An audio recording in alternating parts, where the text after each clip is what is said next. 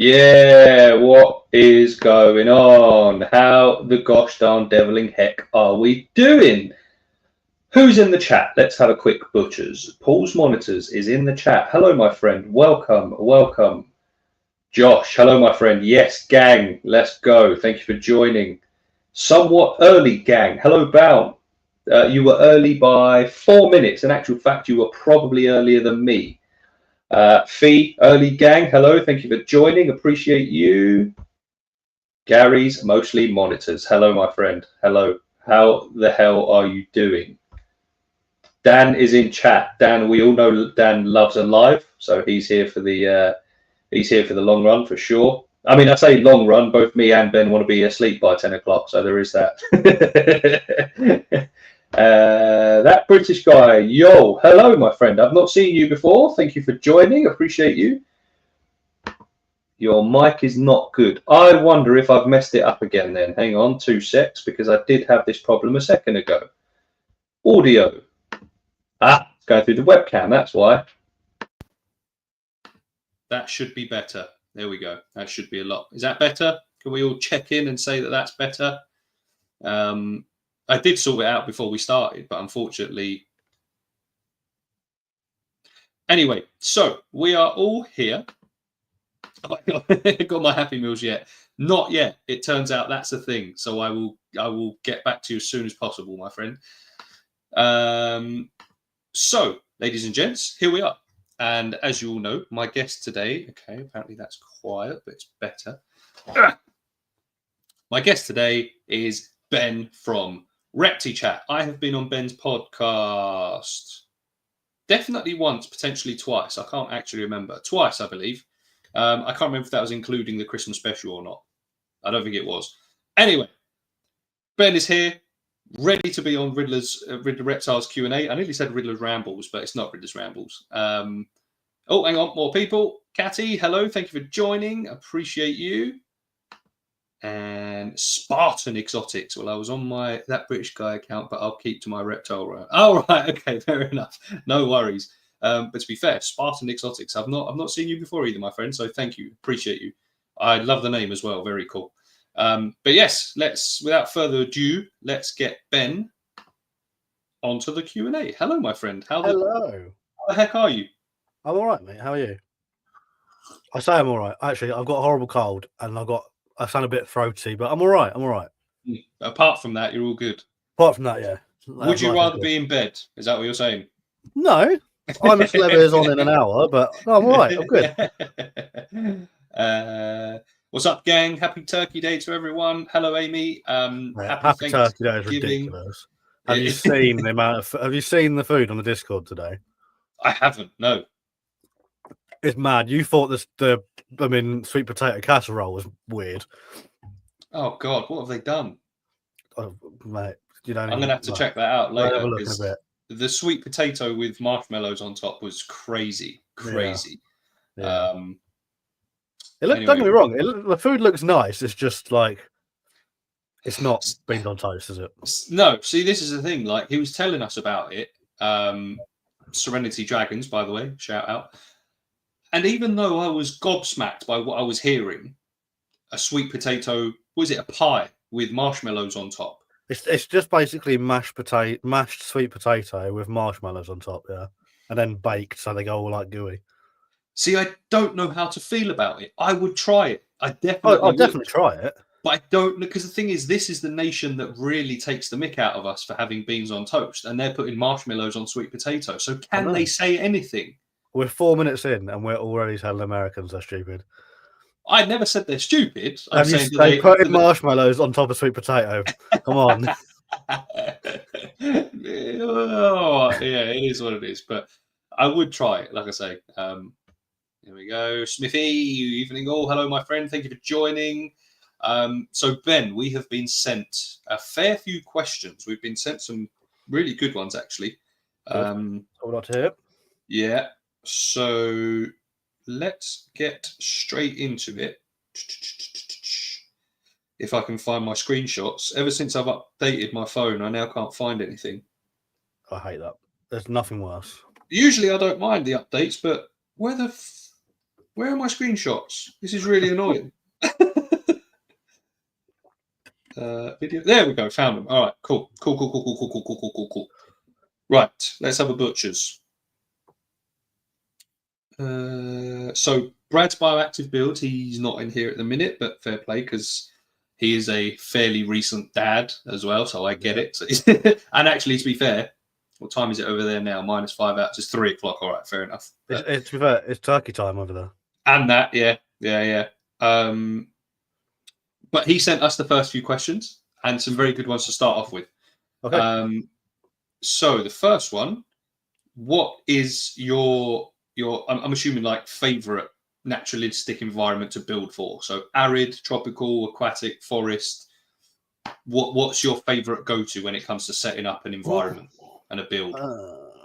That's a very good question. I don't have a lot of experience in doing a lot of them. I think all of them, apart from the Cresties, have been like arid.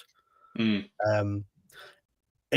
a world where I have experience in all of them, or a world where I don't have any experience in any of them, and I want to be, and I want to be better.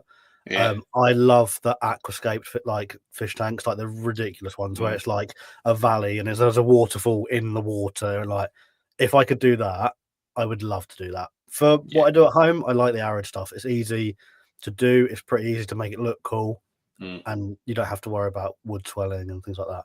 But yeah, the aquascaped fish tanks are mad.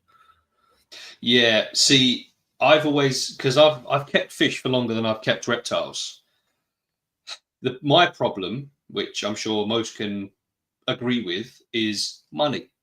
Because if you've got a fish tank that's like mine's 180 litres, if I wanted to get a bit of spider wood to fit that tank, you're looking more expensive than the tank itself. It's ridiculous. Like if I wanted that, or like by the time you get the rock that's like £10 a kilo and things like that, so I've always tried doing these things on a bit more of a budget. But the only problem with it is it looks like it's on a budget. I tell you, that is one of the problems, especially with reptile stuff. Is wait, hang on, adverts in the middle of a live. Why are they getting adverts? I haven't set that up. It's just YouTube taking over, mate. I promise. I swear to you. Why adverts in the middle of a live? There shouldn't be adverts in the middle of a live. That's crazy. Right, I'm gonna have to look into that because I don't want. If people go back and watch it, that's different. Yeah, but on a live stream, you don't want ads. That's mad. For God's sake, I know Riddler's trying to get this dough, but Jesus, I swear to God, I did not set that up. Anyway, what was I saying?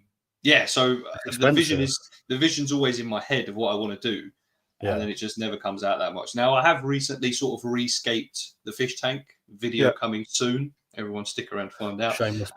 Shameless plug, but I'm on my own channel, so that's all right. That's fine. Plug away. Yeah. But what was I going to say?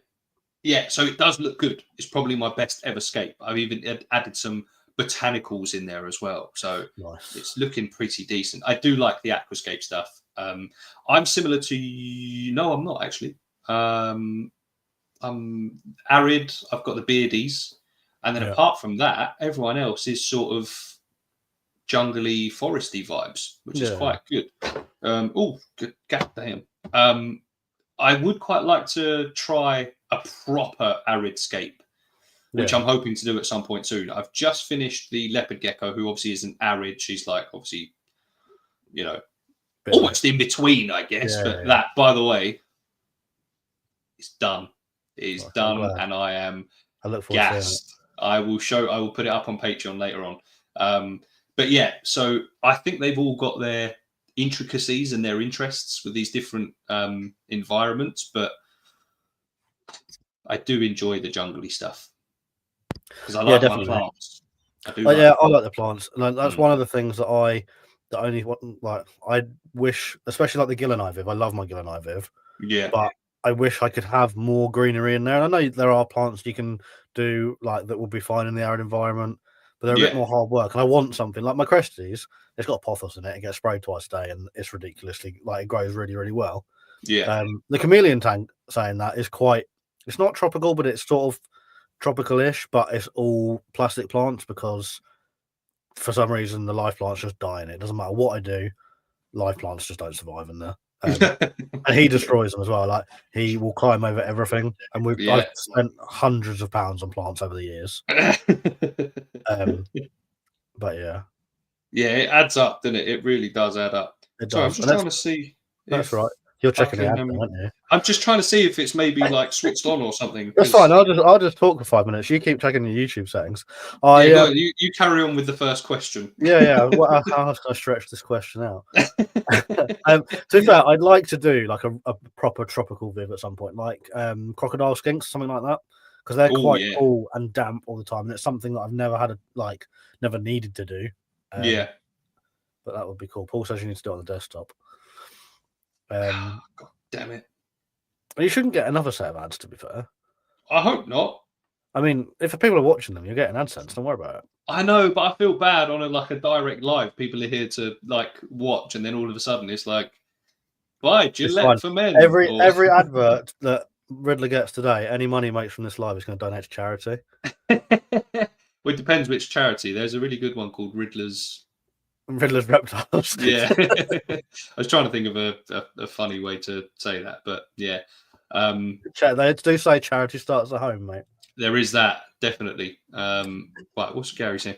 Sweet potato, brown sugar, butter, and marshmallows on top. How does that not sound delicious? You could even go better and put it in some Yorkshire pudding.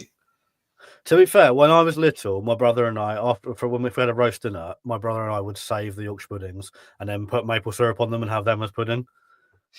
Sort of in the name, but I don't think I've ever had not the same though. No, I've never had a sweet Yorkshire pudding. To be fair, they are just pancakes without sugar.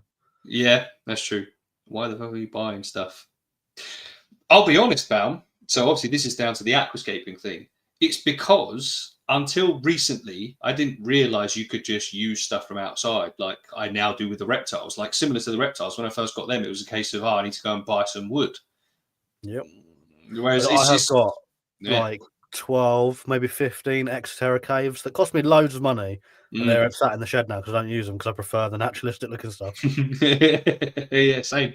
I can't bring myself to get rid of them. I know how much money they cost me. Yeah. Add a group of bristlenose plecos and you have no algae or fungus on the wood or anywhere in the tank. I do have one bristlenose and he seems to be quite lazy, but he must be doing something because he's definitely growing. But yeah, he's a good looking boy. Yeah, I'm not allowed fish. That's my wife's one rule: is no water. Why? In case it goes wrong. I don't know. We had a couple of fish tanks for the kids when they were young. Like when I was on my own, I had a couple of fish tanks that were cool. They're like tropical stuff. And then when me and Vicky got together, like we had little hexagonal one with a couple of neon tetras, and at one point made a beta, but they never last very long, and they're a lot of work. Like just doing a water change is a right pain. Yeah. So yeah, no water allowed anymore. But I've got reptiles in every room, so I'm not going to argue with her. I mean, but then to be, I know what you're saying. Is like I've become, because obviously back in the day when I was doing the fish tank stuff, it was very much right. You have to do 20% water change every single week, and then at least once every 2 months a 50% change. I'll be honest, at the minute, I don't know whether it's changed that much or whether I've just maybe got lazy and it's worked. But what I do is I just top the tank up when it evaporates too much, and I do a water change when I can be bothered. Yeah, so never. Very rarely. Very rarely. And then even then, like that basically means how often do I clean my filters? Yeah. Not very often at all. Now, I didn't think you're supposed to clean them. I'm not very well educated on fish anyway, but like you want that sort of I don't know what the word is, the living stuff in the filters. Yeah. You want them to be sort of. You don't want a clean filter because that doesn't work. No. But that's why you clean it in the fish tank water. But even then, like I say, like if I notice that maybe the filter's running a bit slow, I'll go, all right, maybe it needs a little squeeze. But apart from that, and it seems to be absolutely fine. This is like one of the healthiest fish tanks I've ever had. Yeah. We never got this on the captive raptors. I can't even remember what that is, to be fair. We're talking about adverts. No, I meant I can't remember what the captive raptors is. It's been so long. No, never. The captive raptors walked so we could run. Yeah. To be fair to him, it does look amazing. Appreciate you. Thank you. That's the leopard gecko build. And I never give him credit. He was talking about the Gillenai Viv. Yeah. Pothos is my hero. Yes, gotta love Pothos. Members don't get ads. Another ad. Right. Okay. I'm pretty sure I've managed to switch them off because I'm on here and monetization was already switched on. Because usually you need to switch it on after the stream, I thought, but I've switched them on. I only had one on laptop. No idea. Beneficial bacteria. There you go. Paul has come in, saved the day. The words I was trying to find.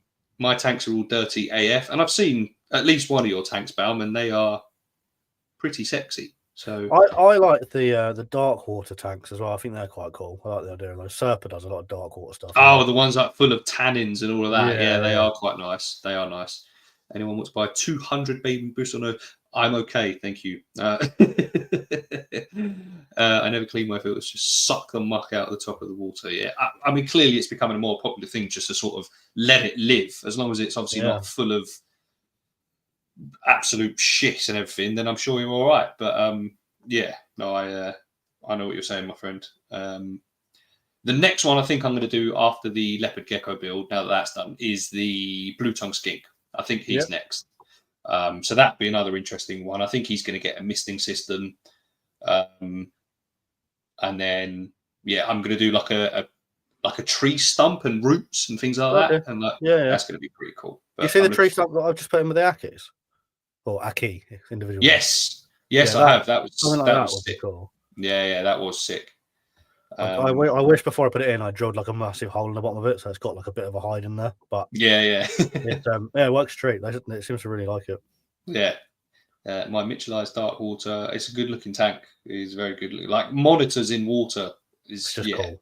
To be fair, with that being said, and it's all obviously it sort of ties in because Brad was the one that asked the first question. He's doing the Mertens build. And in that, he's got, I don't know if you've seen the first few parts, but it's a giant enclosure with a pond in it that's got a glass viewing panel. Oh, okay, that's cool. Mate, it is going to be sick. It is going to be unbelievable. I'm looking forward to him finishing that. But again, since becoming a dad, it's not had as much time. My tanks are all new since you saw them. Oh, okay, ideal. I'll have to see him again then, Bao. Please feel free to share. Talk of the devil. Hello, my friend. What's on, Brad? Squid, thank God, is nice in his water. He doesn't poo in it. Well, you must have the most polite monitor lizard in the world. It's just a matter of time, isn't it? It is, yeah. Although actually, so far the Akis haven't pooed in the water, but Ragnar and Dagger, the second they get fresh water, they go, "Oh, is it? Okay. Thanks for changing my toilet." What's up, brother? I was just shouting out your current build, my friend. We were talking about aquascaping and obviously paludariums and monitors in water and things like that. So yes, everyone go check that out if you haven't already. But speaking of Brad asked another question. What is your most challenging build or feature that you have done? That is a very good question. Nothing's particularly challenging because I like to make things easy for myself. I don't like to challenge myself too much. Like the monitor views that I built, they're big, but they're quite straightforward. They're just wooden boxes with a foam background. Like I didn't put anything, like there's nothing particularly standouty. But sometimes simplicity works better than overdoing things.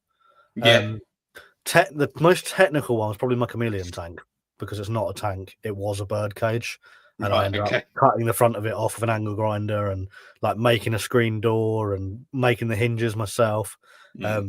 So yeah, that was probably the most challenging one to actually build like the outside of it. But as for insides, they're all pretty straightforward. The double decker tortoise table was like probably the one where I had to think about it the most. So yeah, all of them are pretty straightforward, to be honest. I wouldn't say any of them are particularly challenging. Do you know what? There's one thing that you did that at first I wasn't sure of, which was painting the roof sky blue. When you I've done that. Yeah, when you first did it, I was like, I don't know if it works. But the more I see it, the more it grows on me, and I quite like it. I have only done it in the Gillen. I didn't do it on the Aki because Yeah, of I think it's because of the height of where the Viv yeah, is. because you can see the roof, can't you? Exactly. So the rest of Mm. mine, there are like the tallest one apart from the Gillen Viv is my chameleon enclosure, and that's probably about 6 foot. So literally just a bit taller than me because I'm 6 foot as well. And yeah, you can't really notice it, but because the Gillen roof was like at the ceiling, so it's however tall the ceiling is, 7.5 foot, I guess. Yeah, It really stood out because it was white. It was really in my face. yeah, So when I first painted it blue, I was like, "Oh my god, what have I done?" yeah, But and I was like, "There's no way I'm going over it." But I think yeah, it's sort of with all the like the decor in and the paint on the background, it blends in. yeah, And now because obviously day to day you see blue sky, well, not in England, but everywhere yeah, else in the world, you see blue sky yeah. above you. You don't sort of notice it. Mm. So I think it works quite well. Yeah. Gary said that he did that in Sid's Viv, even painted some Bob Ross Happy Clouds. Nice. Lovely stuff. Very nice. Although I did miss Catty saying that he does drag a lot of dirt into it. Yeah, there's a monitor for you. The Yakis do that as well, and they're still only sort of yay big. But they have grown actually quite nicely. But I don't know what it is. It's like they get offended by clean water. It's unbelievable. Yeah. What do you think your most Oh, yeah. challenging thing was? I'm part of this Q&A as well, aren't I? Yeah. Without a doubt, this Rudy build was took it out of me. It It's really, big. It's massive. oh, mate. Well, it's just under 8 feet across. It's 7 feet tall, including being on 5 wheels, and it's 4 feet deep with a separator, with a pond and a waterfall, which still isn't working at the minute. That's not the point. Basking areas, a nest box that you can obviously access from the outside, which hopefully will be a good, addition in the future. Fingers crossed. Yeah. And now all these ideas sounded good, and then when you start doing it, it's like a build that probably would have taken a couple of weeks if you've got the spare time. Ended up taking me about 3 months. To be fair, it didn't feel like 3 months from an outside perspective. Yeah, I mean, I guess when you get, because obviously patrons and obviously everyone else, once the videos were released, it was like everyone's getting the updates. It's like, oh wow, it's got to that point now. But when you work on an enclosure for 4 hours in a row and you step back and go, have I done anything? That's when you start going, oh my god.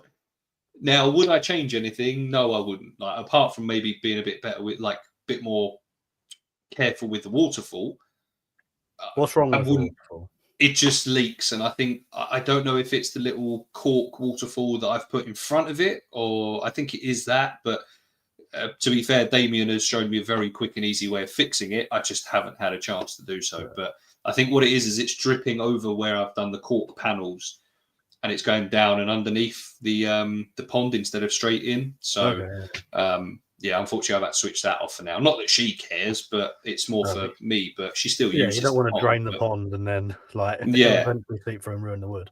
Yeah, exactly. But I wouldn't change it because I'm so happy with it. It was massive and took a lot of time and a little bit of money, but I am happy with it. I am very happy with it. And like I say, I've had to separate them. And Dagger, as you've all seen, is a monster. But he does look small in this enclosure, and that's what I was after. Even in the half size enclosure, he looks big in there. Yeah. So that was definitely my most challenging, without a doubt. Damn beautiful build. Thank you, my friend. Is there anything that you didn't do that you wanted to do to that build, or do you think everything that you thought of that you wanted to do, you did do? There was one point I was thinking of doing. So on Dagger's side, I was thinking of doing like a multi-level, like a layered hide. Like you could choose what sort of height you wanted to. And I was going to build it and like scape it out and make it look natural. But in the end, I've literally just put massive logs that I found and like branches and stuff that I found, which is the same sort of thing.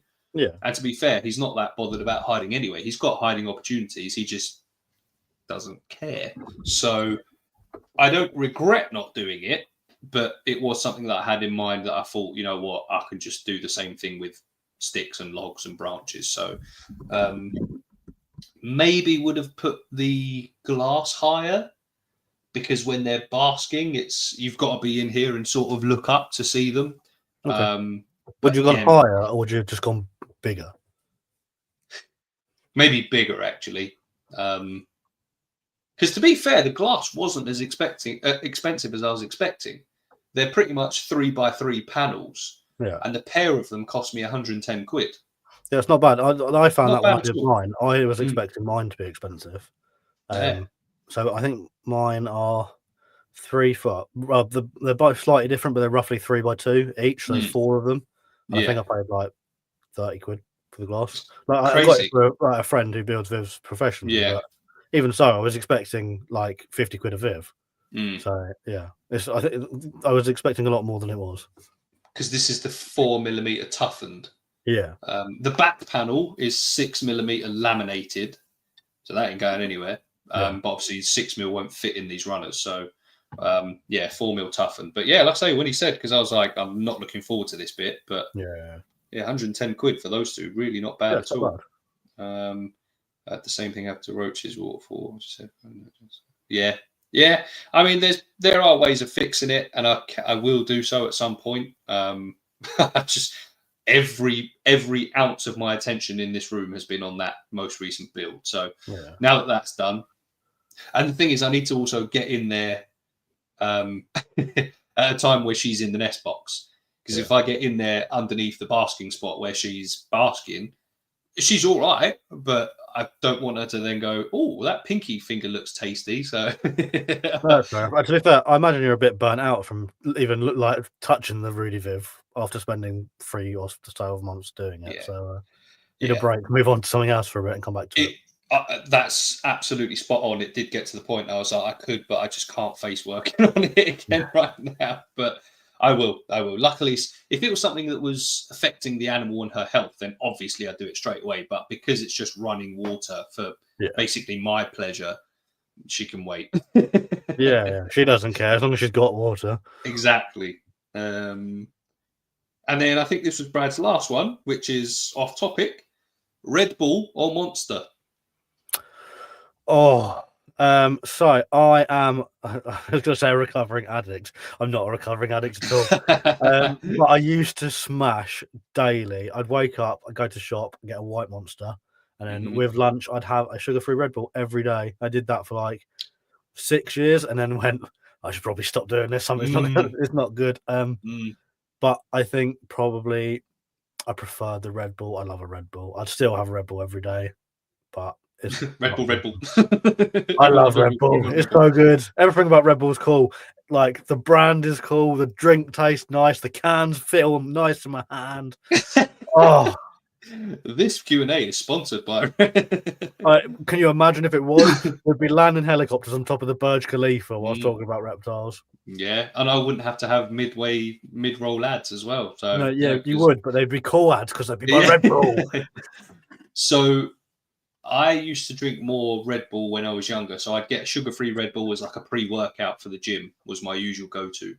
Yeah. But nowadays I very, very rarely drink energy drinks. But if I do like the Tropical Monster. You know, the one in like the blue and orange can? No, I'm colourblind. I've no idea. Mango Loco. Yeah, the one with like that one's really nice. I'm a big fan of that one. I used to go. White Monster was my mixer for pre-workout for the gym in the mornings. Okay. It was just honestly, I don't know how I haven't had a heart attack. Well, to be fair, one of my college tutors, he said that he had to give him up because he was borderline having a stroke at the age of like 25 because he was sinking he was sinking a bottle of energy drink a day. So I don't know how scientifically correct this is, but I googled it twice. So, they reckon there's more caffeine in a cup of coffee. Like if you go to Costa and get a large latte, there's more caffeine in that than there is in an energy drink. And people are so anti-energy drinks, but everyone drinks a cup of tea or coffee. Yeah, but I think it's the stuff as well as caffeine, though. I think they've got a lot of shitty chemicals in them, though, haven't they? Who cares? I went on a forklift training course because I'm a certified forklift driver. I went in the course, and Did the it just bloke get hot in here, or honestly, whoo! And yeah, the trainer was like, right, not to me, but to two of the lads. Sent them straight home. He was like, "Well, I've seen you have a monster this morning. You're not allowed one." I walked in with a Costa, man, didn't care. Oh, But he was like, "No, energy drinks impair your vision and your ability to concentrate." And I was like, "I'm not quite sure. I'm not going to argue with you because I can't be bothered, but I don't think you're right there, sir." But yeah, he sent them home and they yeah. had to rebook the course. Shit. Unless you fancied the day off and you could have gone. Well, I was getting paid to drive a forklift. It was an easy Oh, course. yeah, fair enough. Gary, I used to take White Monster all the time back in the 90s. Not the drink. I bet that was good for energy, to be fair. I wouldn't know. No, As if you need any more energy, Dan. no, coffee puts Dan to sleep. I ain't that bad. I love that, man, honestly. But yeah, so for me, Monster, I think you said Red Bull. Yes, sugar free specifically. Sugar-free Oh, specifically. actually, I really like the. I want to say the summer Red Bull, which was like apricot and strawberry. Oh, that was amazing. I love that. That doesn't sound familiar to me. Is It was that a one of thing now, their or was it like a yeah, they limited still do edition it one? now. They still do Oh, it now. They did like the blueberry one. There's a few other flavors, but the summer one, oh, it was so nice. I didn't know about these. Yeah, would Interesting. recommend. Very interesting. But so this one's mostly directed towards me, but I guess we could incorporate any of your animals as well. Or is it? Can you talk about Dobby? So blue tongue skink, his feeding schedule, favorite foods, daily foods, etc. Please. Yeah, can we just go on Paul's comment before we move on to Dobby? Did anyone just eat the drop-in Lucozade tablets? Right, yes, and I didn't realise you were supposed to drop them in water until like a few months ago when I saw it on Facebook. I genuinely thought you just ate them. I thought you ate them. Yeah. That's blown my mind because I thought they were energy tabs. Yeah, like the little. I thought they were just like glucose tablets. You just pop them and they fizz away. Were they not? Apparently not. I saw it a few months ago on Facebook. You were supposed to like pop them in water.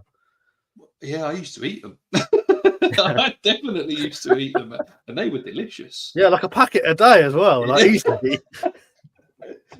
Those energy drinks are horrible for you. They taste good, but not good for you at all, unless you can find one that's all natural. I drank the Celsius drinks for a bit, but not anymore. Yeah, they're not great.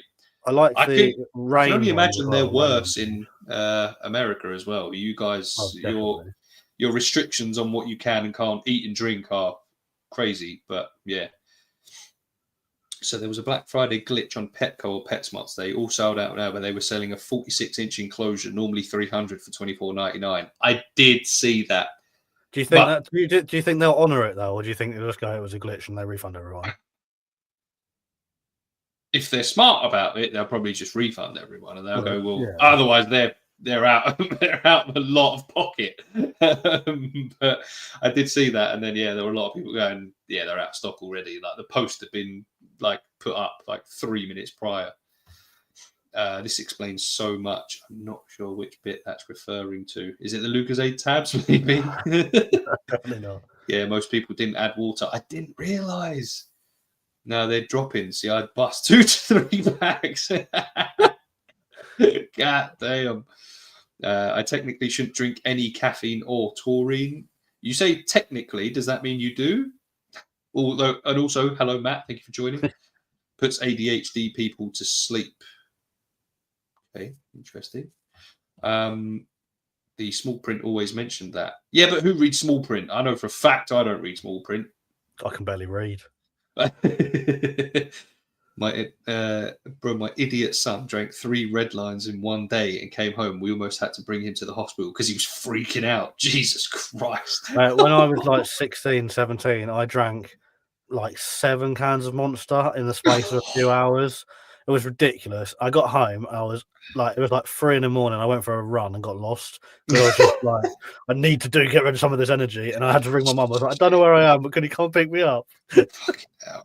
I know, well, the time I used to drink them the most was back in the 18, 19-year-old days when I'd make my own Jaeger bombs.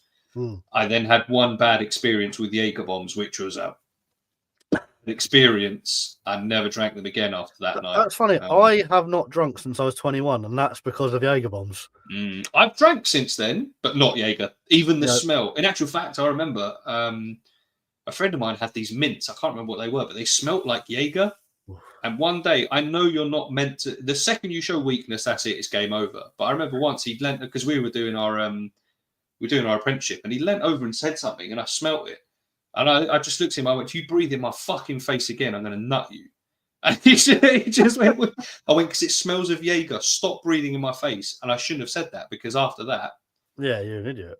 All right, mate, can you pass that over, please? And I was just fucking did my. But yeah, ever since then, I can't even smell Jaeger anymore, because I will chum. Yeah, to be fair, I'm not teetotal, but I haven't drunk since I was 21, just because I did my drinking from the age of about 13 to 21, and I woke up after a very heavy night out, and I won't go into any more detail, but yeah, Jaeger bombs did it for me. That was it. I was done. See, another one that I can't drink anymore, but isn't because of anything that was my fault. I can't drink anything like Disaronno anymore, but that was because when I was on a lads holiday, I got one of these things. It was like a 7-shot pint. So it was like 7 different shots, and then topped up with tropical juice or whatever. But like it tasted, fishbowl type thing. Yeah, but just for one. And it tasted heavily. For one, aren't they? Yeah, that's true. It tasted heavily of Disaronno, which at the time I was like, "Oh, lovely." I was drinking it through a straw, and all of a sudden something popped up through the straw, and I accidentally bit down on it, and it was pretty gross. And I did that, and it was a dead wasp. Ooh. And I just looked at it and I went, yeah. I didn't throw up, but for the rest of the night, I was just going. At least you didn't get stung. Yeah, there is that. But it did not go down well. And then I think a few weeks later, someone offered me a Disaronno and Coke or something. I went, yeah, lovely. Nah, not anymore. So yeah, Jaeger and Disaronno are two that I can't drink anymore. Yeah, it's not. But it's been years. It's literally, I think I was 18 for both of them, and now I'm 28. 31. 28. Yeah. I do, but I've been 28 for the last 3 years. But I have Wolf Parkinson White. I don't know what that is. Is that a drink or is that a medical condition? That's a whole different podcast. That's a whole game in its own. Don't remind me of Jaeger. We're getting lots of mixed opinions on Jaeger in here. I had an SVT, which wasn't fun. I don't know what that is, Matt. So do you know what that is? I have no idea. Okay. Matt says a lot of words that I don't understand. Yeah. Dan loves a Jaeger bomb. I could have guessed that. I could have guessed that. My wife just corrected me. It was 5 extra strength 5-hour energy drinks in one day. That's like doing an entire packet of Pro Plus pills. Or a packet of something else. Just doing packet. Yeah. Line them up. I was given one as a surprise drink. There we go, Dan. Talking about it was not a good surprise. Jaeger bombs. I don't know how anybody can drink those. I used to love them. I used to really like them. And then that one night, I basically got escorted out of a club because I blacked out and ended up in the toilet. That's all I need to say. Mine was similar. I got taken home in the back of a police car. Yeah. Okay. At least they took me home and up to the police station. Yeah, there is that. Yeah. Just watched all your animal video. That roughneck looks crazy. Thank you for watching. Appreciate that. And yes, they're amazing. I love those animals so much. They are incredible. But yes, thank you for watching. I love whiskey and port. Whiskey still burns me a bit too much, but I do love a bit of port. I think it's supposed to burn. I think you're supposed to like the burn after. Yeah, you're meant to enjoy it, aren't you? Yeah. But it's like I don't even eat spicy food because apparently you're meant to enjoy that burn as well. But I don't get that either. You know, you can train yourself to like spicy food. So the spice reaction is a reaction to the capsicum. I'm going to get really scientific on your spiciness here. Right. So the reaction where you go, oh my god, that's really spicy, is a reaction to the capsicum, which is a chemical in the chilies and in bell peppers and things like that. Right. And you can, if you have them in small amounts, you can literally train yourself. So you can eat like a Carolina Reaper and it doesn't burn you. I'm not tempted, but that is I interesting. will say though, it only stops burning the tongue. It doesn't stop anywhere else. You still get Ring of Fire at the end of the next day. Yeah. Okay. I mean, I can think of worse things than a dead wasp. Well, yeah, definitely. To be fair, dead wasp was not what I was thinking. I was thinking something like it still wasn't great. I'm not going to lie. The fact that I bit down on it, like if I hadn't bitten down on it, it probably wouldn't be as bad. But it wasn't great. My wife's 19th birthday party was a no beer party, and we bought a Jaeger bomb machine. Long story short, I had to replace my bed and couch because of all the sick from everyone. My house smelled like black licorice for a month. That's the smell. I like the hard ciders, and White Russians are good. They're good with raspberry vodka. Ooh, that sounds naughty. Good proper whiskey doesn't burn; it warms. Okay, very lucky and have great tolerance for alcohol, but I so rarely drink. I rarely drink as well. When I did drink 2-3 weeks ago, I ended up having, and this isn't a brag because this is what some people do for pre-drinks. I had 8 cans of Thatchers, right?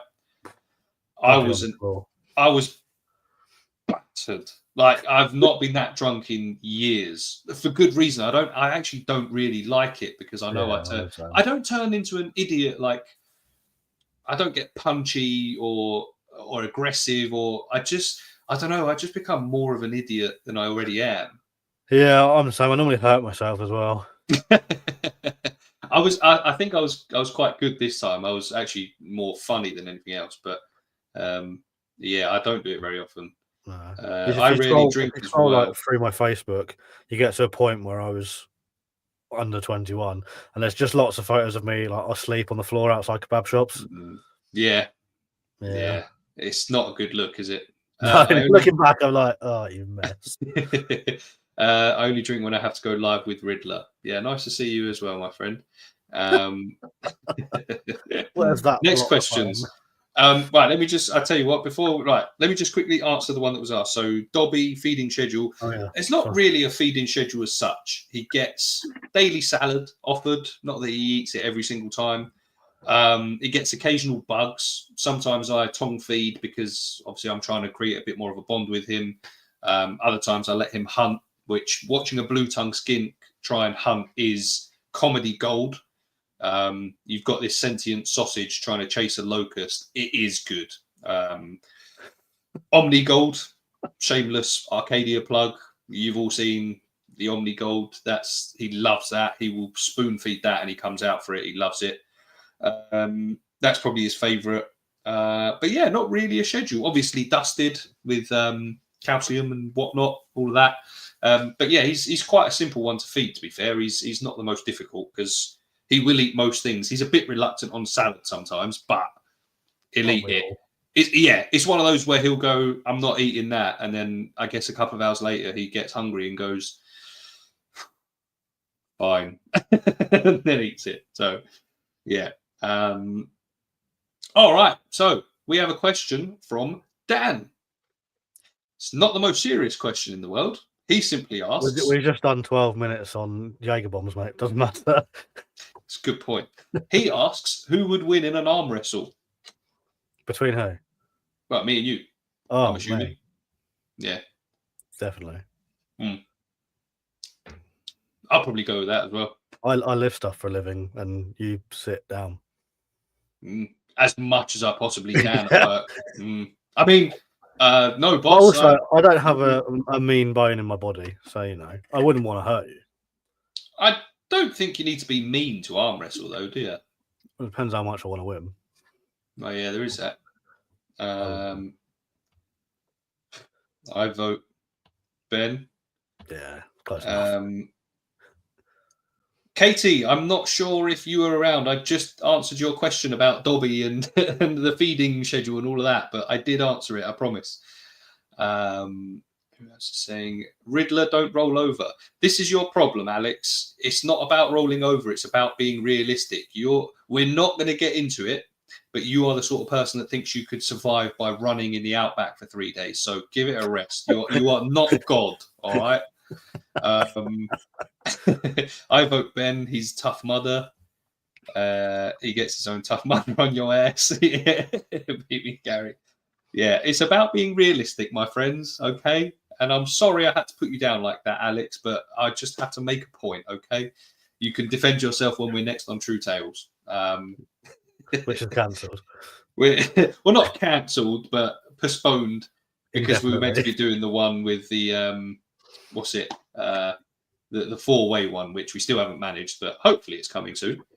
Damn it! Apologies for the delays. Sick child, bedtime help. No, that's fair enough. That is completely fair enough.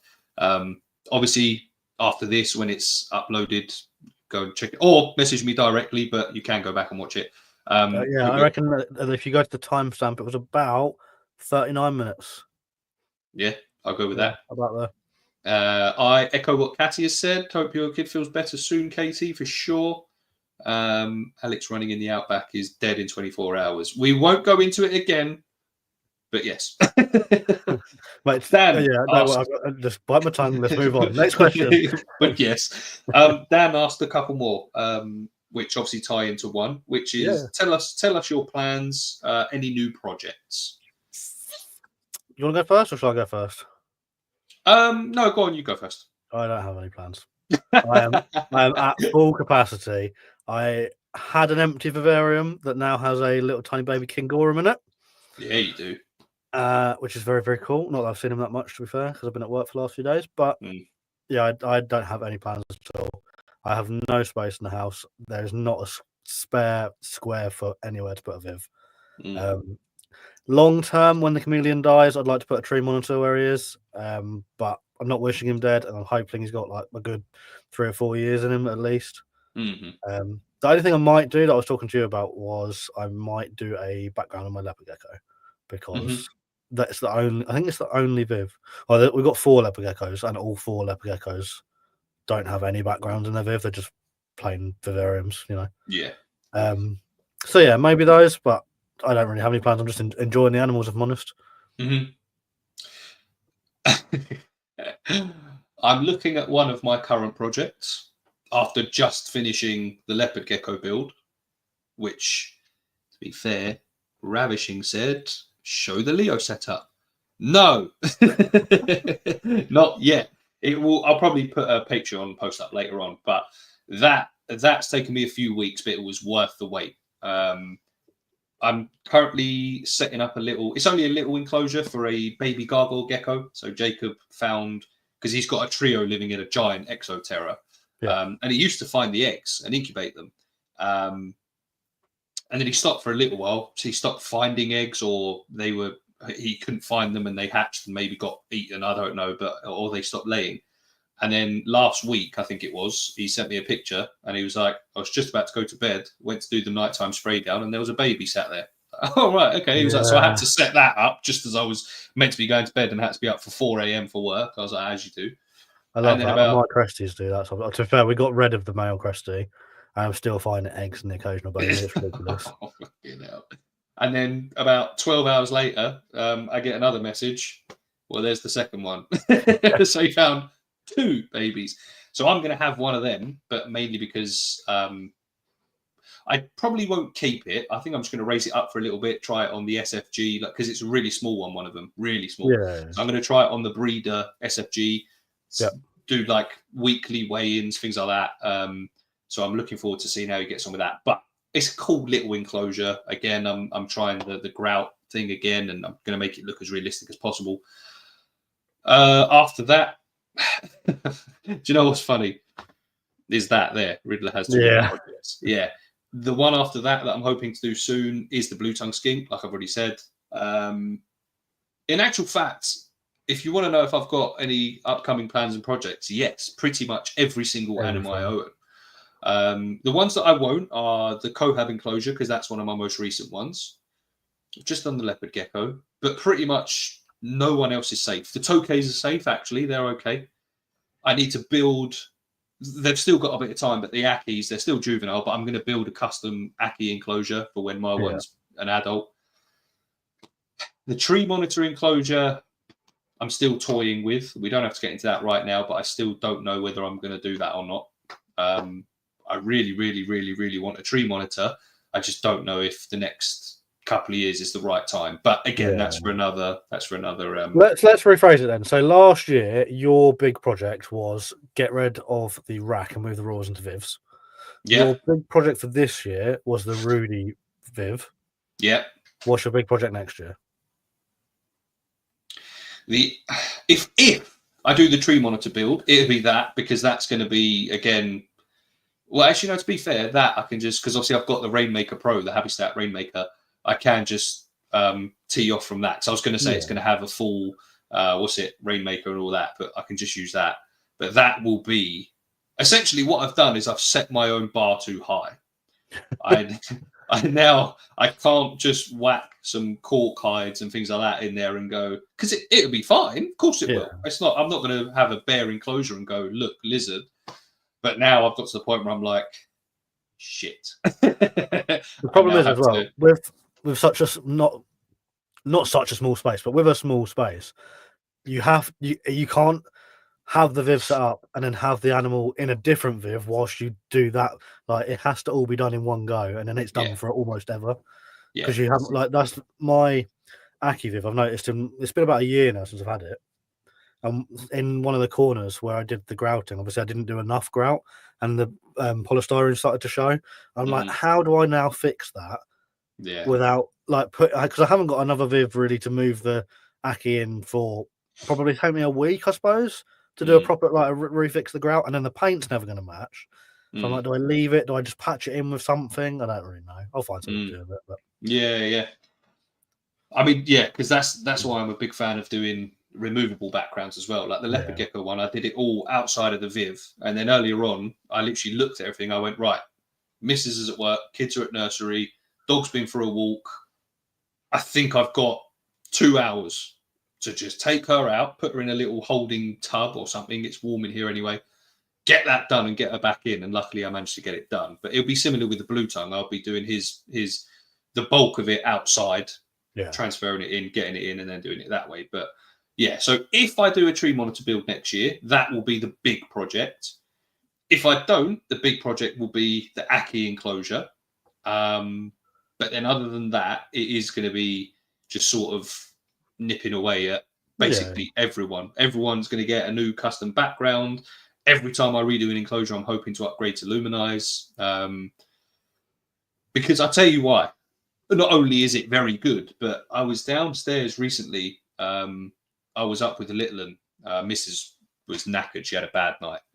So she was like, she woke me up. She was like, can you just take her for some breakfast downstairs? And it was like, what time was it? Like 6:30, something like that? Yeah, can do. So went downstairs. Yeah, it was just gave her some breakfast.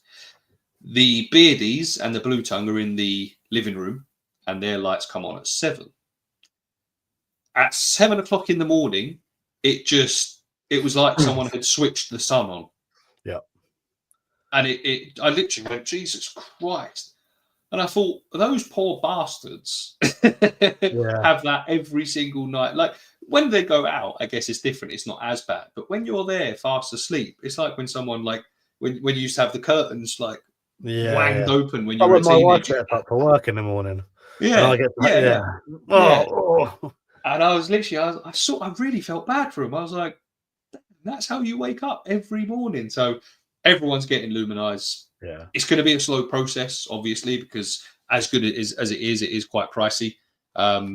And people seem to think that I get a discount being an Arcadia partner, but I don't. Actually, I'll tell you what, I'm going to do a shameless plug now. SW Exotics have got 20% off Luminizers Black Friday all weekend this weekend. And he asked me to mention it. So he didn't ask me to mention it on the podcast. I just thought I would. So yeah, and I'm sure but that's if you go in store though, isn't it? I don't know. He just said 20% off, so I don't know if you can get. I don't know if he does shipping or not. I'll have to message him. Yeah, just in case anyone's in the Sussex area and wants some Luminize, go and let them know I sent you 20% off. 20% off. And do you get percentage off with everyone that mentions your name? No, I get nothing. I just like to see a reptile shop do well. Yeah, no, of course.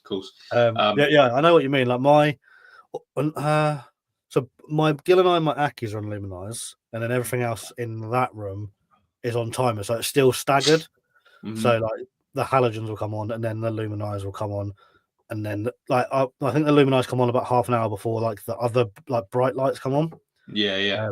Whereas in my living room, the chameleon, the cresties, and the tortoises, that's like boom, Blackpool illuminations all in one go, Yeah. and it's so much nicer with like that dim like run up and run down. Yeah. I mean, even tonight, like it was the first night that obviously Dottie's been in her new enclosure, and as a crepuscular animal, she wasn't out this evening. Obviously, she's just been chucked into a brand new enclosure, but just seeing it dimming and coming in every now and again and see it, it was so nice to see, because I know she's going to utilize that so well. Definitely. It's going to be perfect for her. It's like the Royal that's got luminised. She's out around about an hour or so before the lights go out.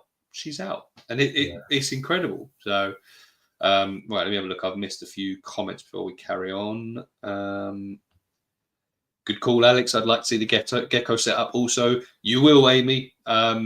Obviously, shameless self-plug, patrons will see it first, but the video is coming hopefully soon. If I can edit it between now and next Wednesday to give, obviously, people some early access, then all well and good. Otherwise, it'll be the week after, but it will be worth the wait, I promise.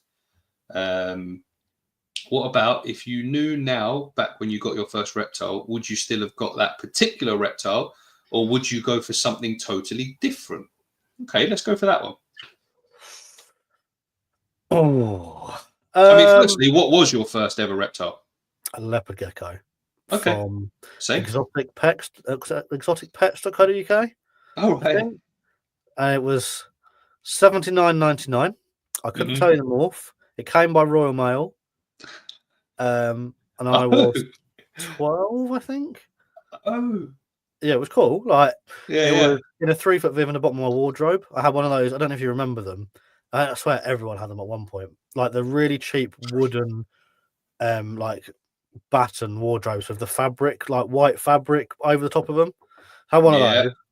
Door was all the way up, and then on the bottom shelf in the wardrobe was a 3-foot viv, Reptichat, red light bulb, heat rock.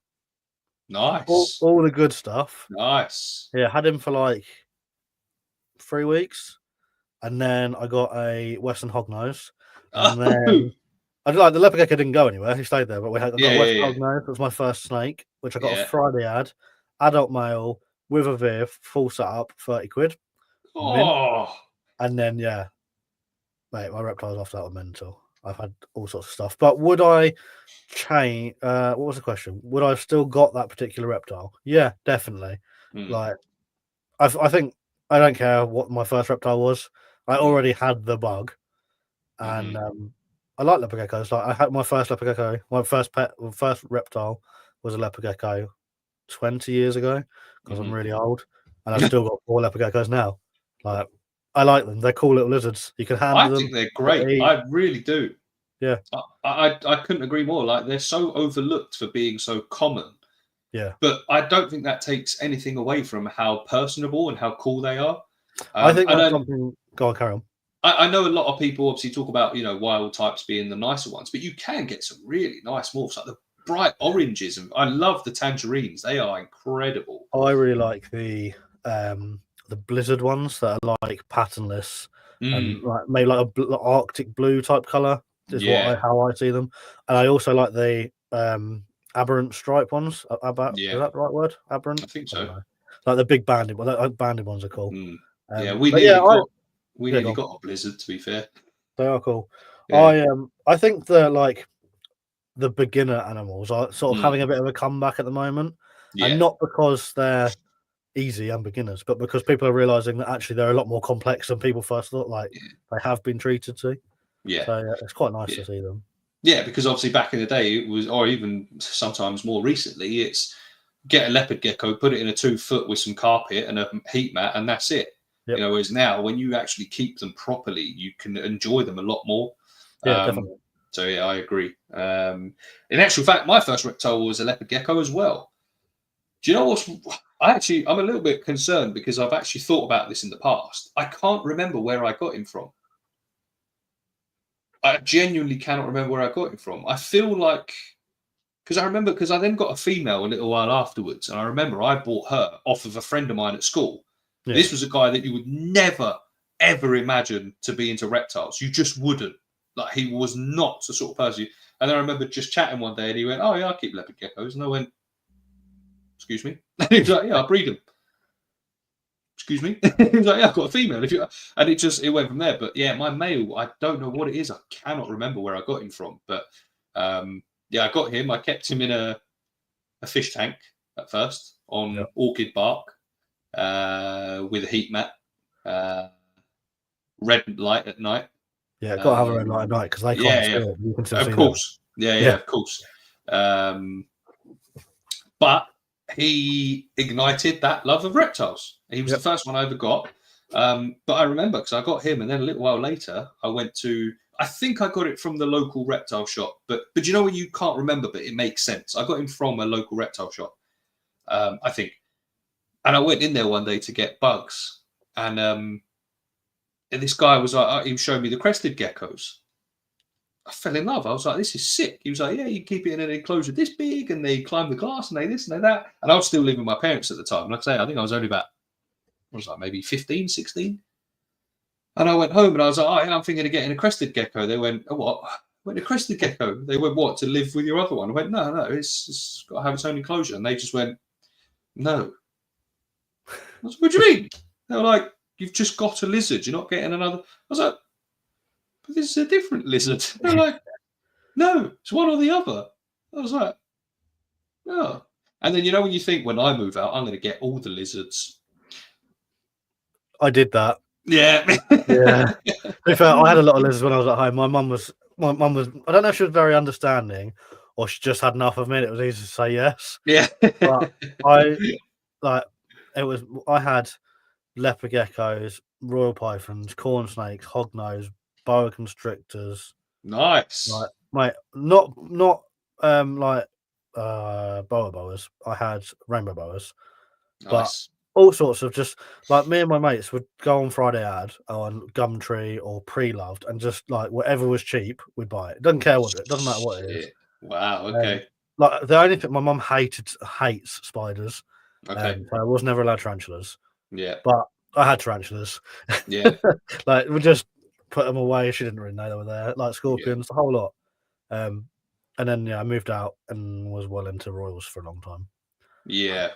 See, that's where I was going to say, like, I would not change getting that leopard gecko. Definitely not.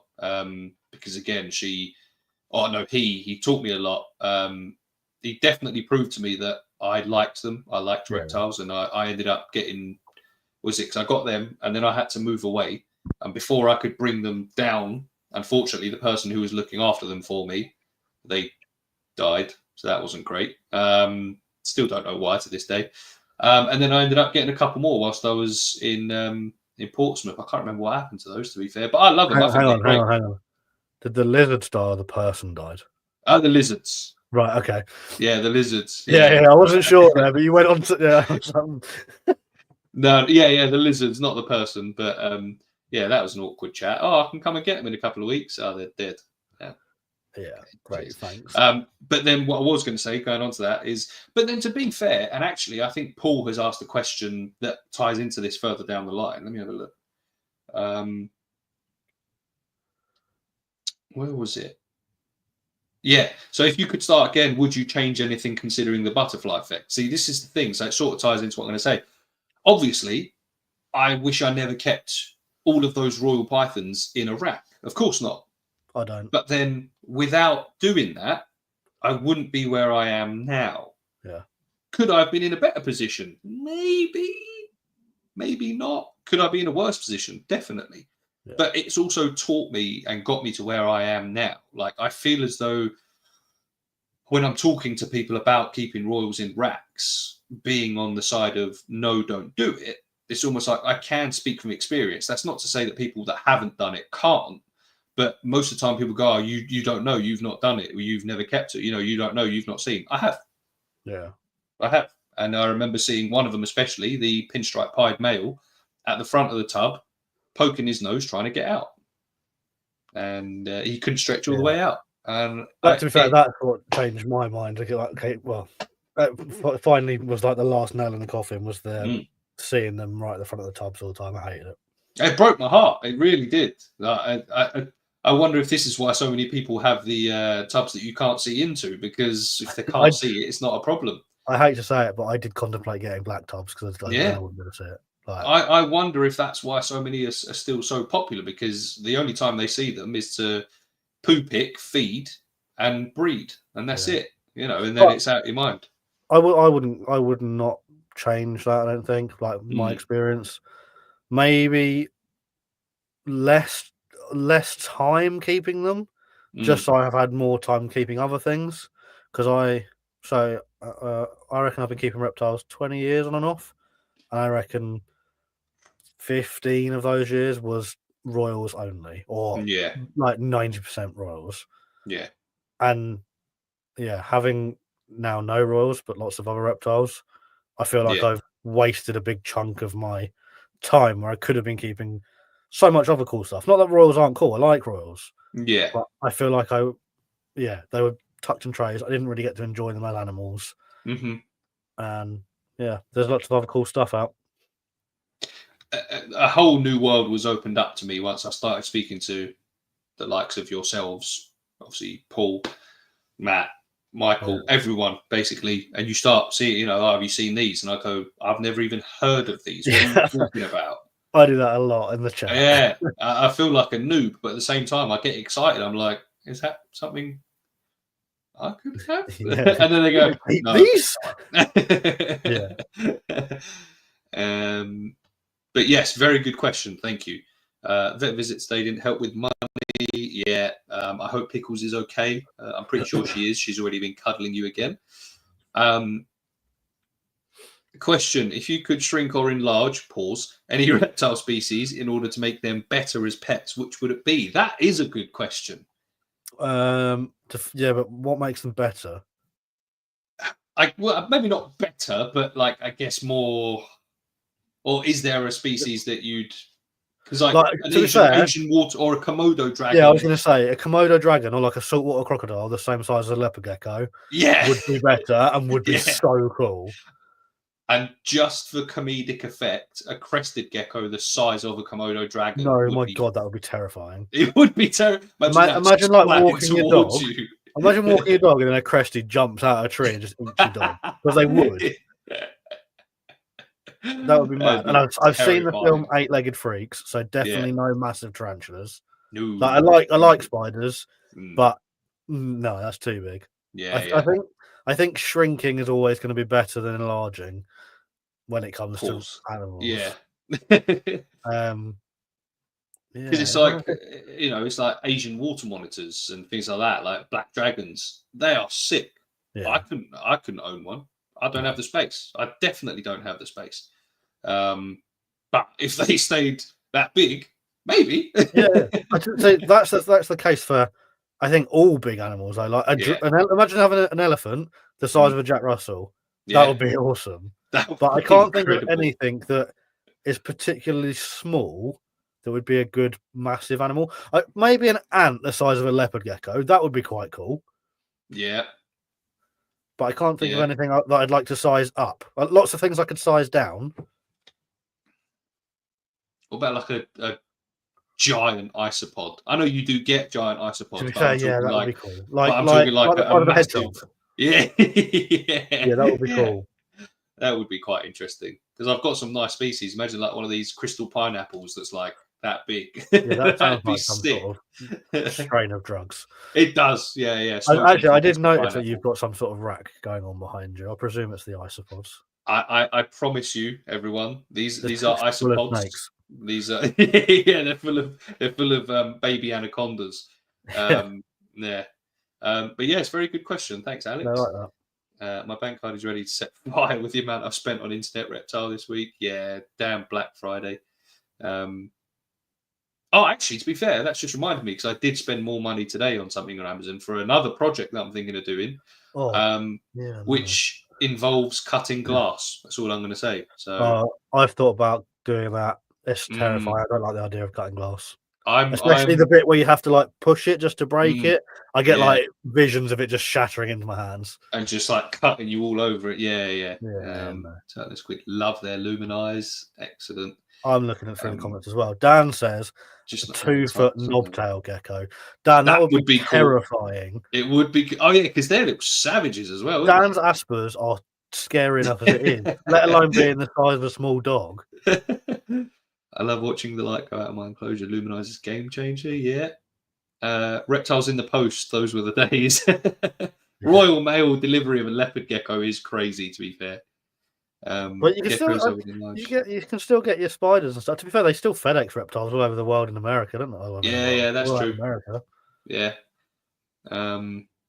Oh God, tokay! Imagine an Asian water monitor sized tokay. We'd be fucked. Yeah, that would be horrible. We would be fucked. There's no two ways about it. We'd be in trouble. Yeah. Sudan platelet lizard was my first. I want a pair again. They are sick. Yeah, they're cool. I was 7. Damn, boy, started early. I wasn't even allowed a guinea pig at 7. 5-foot tokay would be the scariest lizard on earth. Yeah. Is there anything you can think that is small now that at 5 foot would be scarier than a tokay? Like a 5-foot bullet ant. Yeah. That. Oh no! Do you know what would basically be absolute nightmare fuel?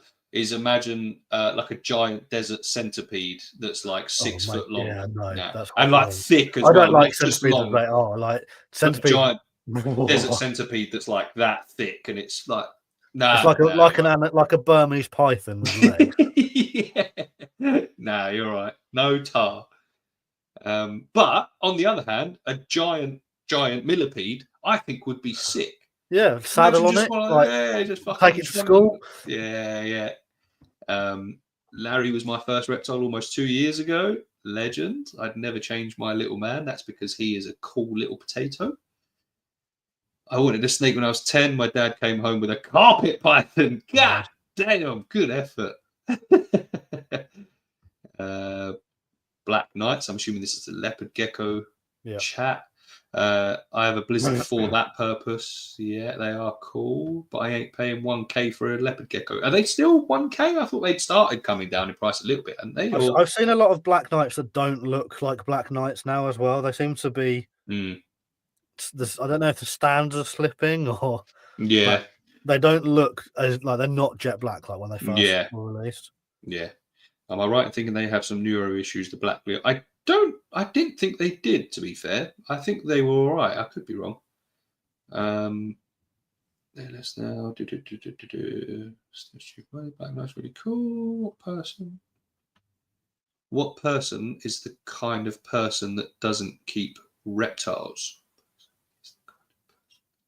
That's because you said the person you bought a leopard gecko off at school was not the type of person you expected to keep reptiles. Oh, right. Yeah. Good point. I'm trying to think. He wasn't one of the, because obviously you get your little clicks, don't you? He wasn't the sport type,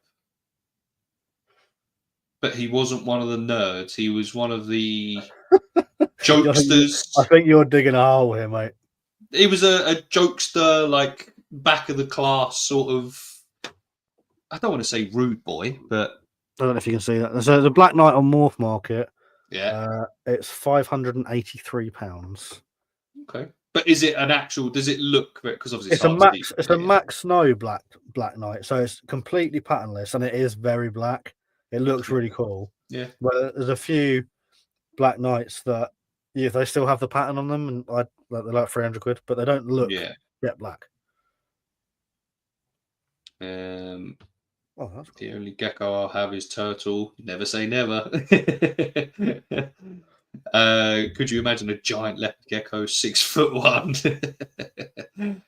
I love the Leos that come out at night, given I'm a night hawk. Love spending time with her and my 2 cresties. Yeah, see, I'm the opposite. Usually I'm in bed by now. Which is why I like the leopard gecko, because she's out. She is crepuscular, and also she's out fairly often during the day. She's really nice. But yeah, I'm in bed by this time, which is why obviously when I've been chatting in the group chat, I'm like, what are there any that you'd suggest? They're like, well, there's these ones, but they're very nocturnal. I'm like, well, it's not for me. I won't see it. I've got with my Viper geckos, they're really cool, and because they're in the kitchen, like, so most of my reptiles are in the kitchen. Yeah. Like I stand there, cook dinner every evening. I like to see the monitors; they're out and about still.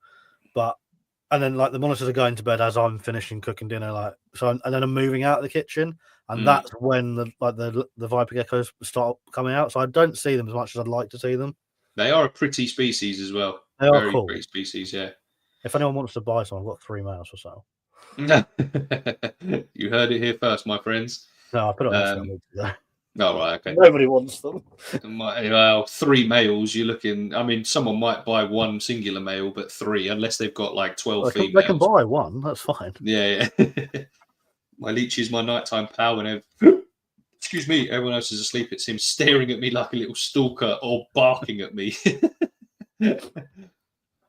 My first reptile was my Savannah monitor. Damn, good effort. Wouldn't have changed that for the world. Then a yearish later, I ended up with 3 leopard geckos. Looking back, I wish I would have just stuck with monitors. Yeah, that's fair enough. But by the way, if anyone keeps wondering why I'm just poking my screen, for some reason, now that the lights in the enclosures are off, there's a lot of little flies that keep crawling onto the screen. So I'm prodding. I need some carnivorous plants in here, I think. Squid was a proper little poser today. He was in front and center all day until an hour ago. That's what you like to hear. You wouldn't have met me, then used my fame to catapult you. I don't know who he's talking to there. Talking to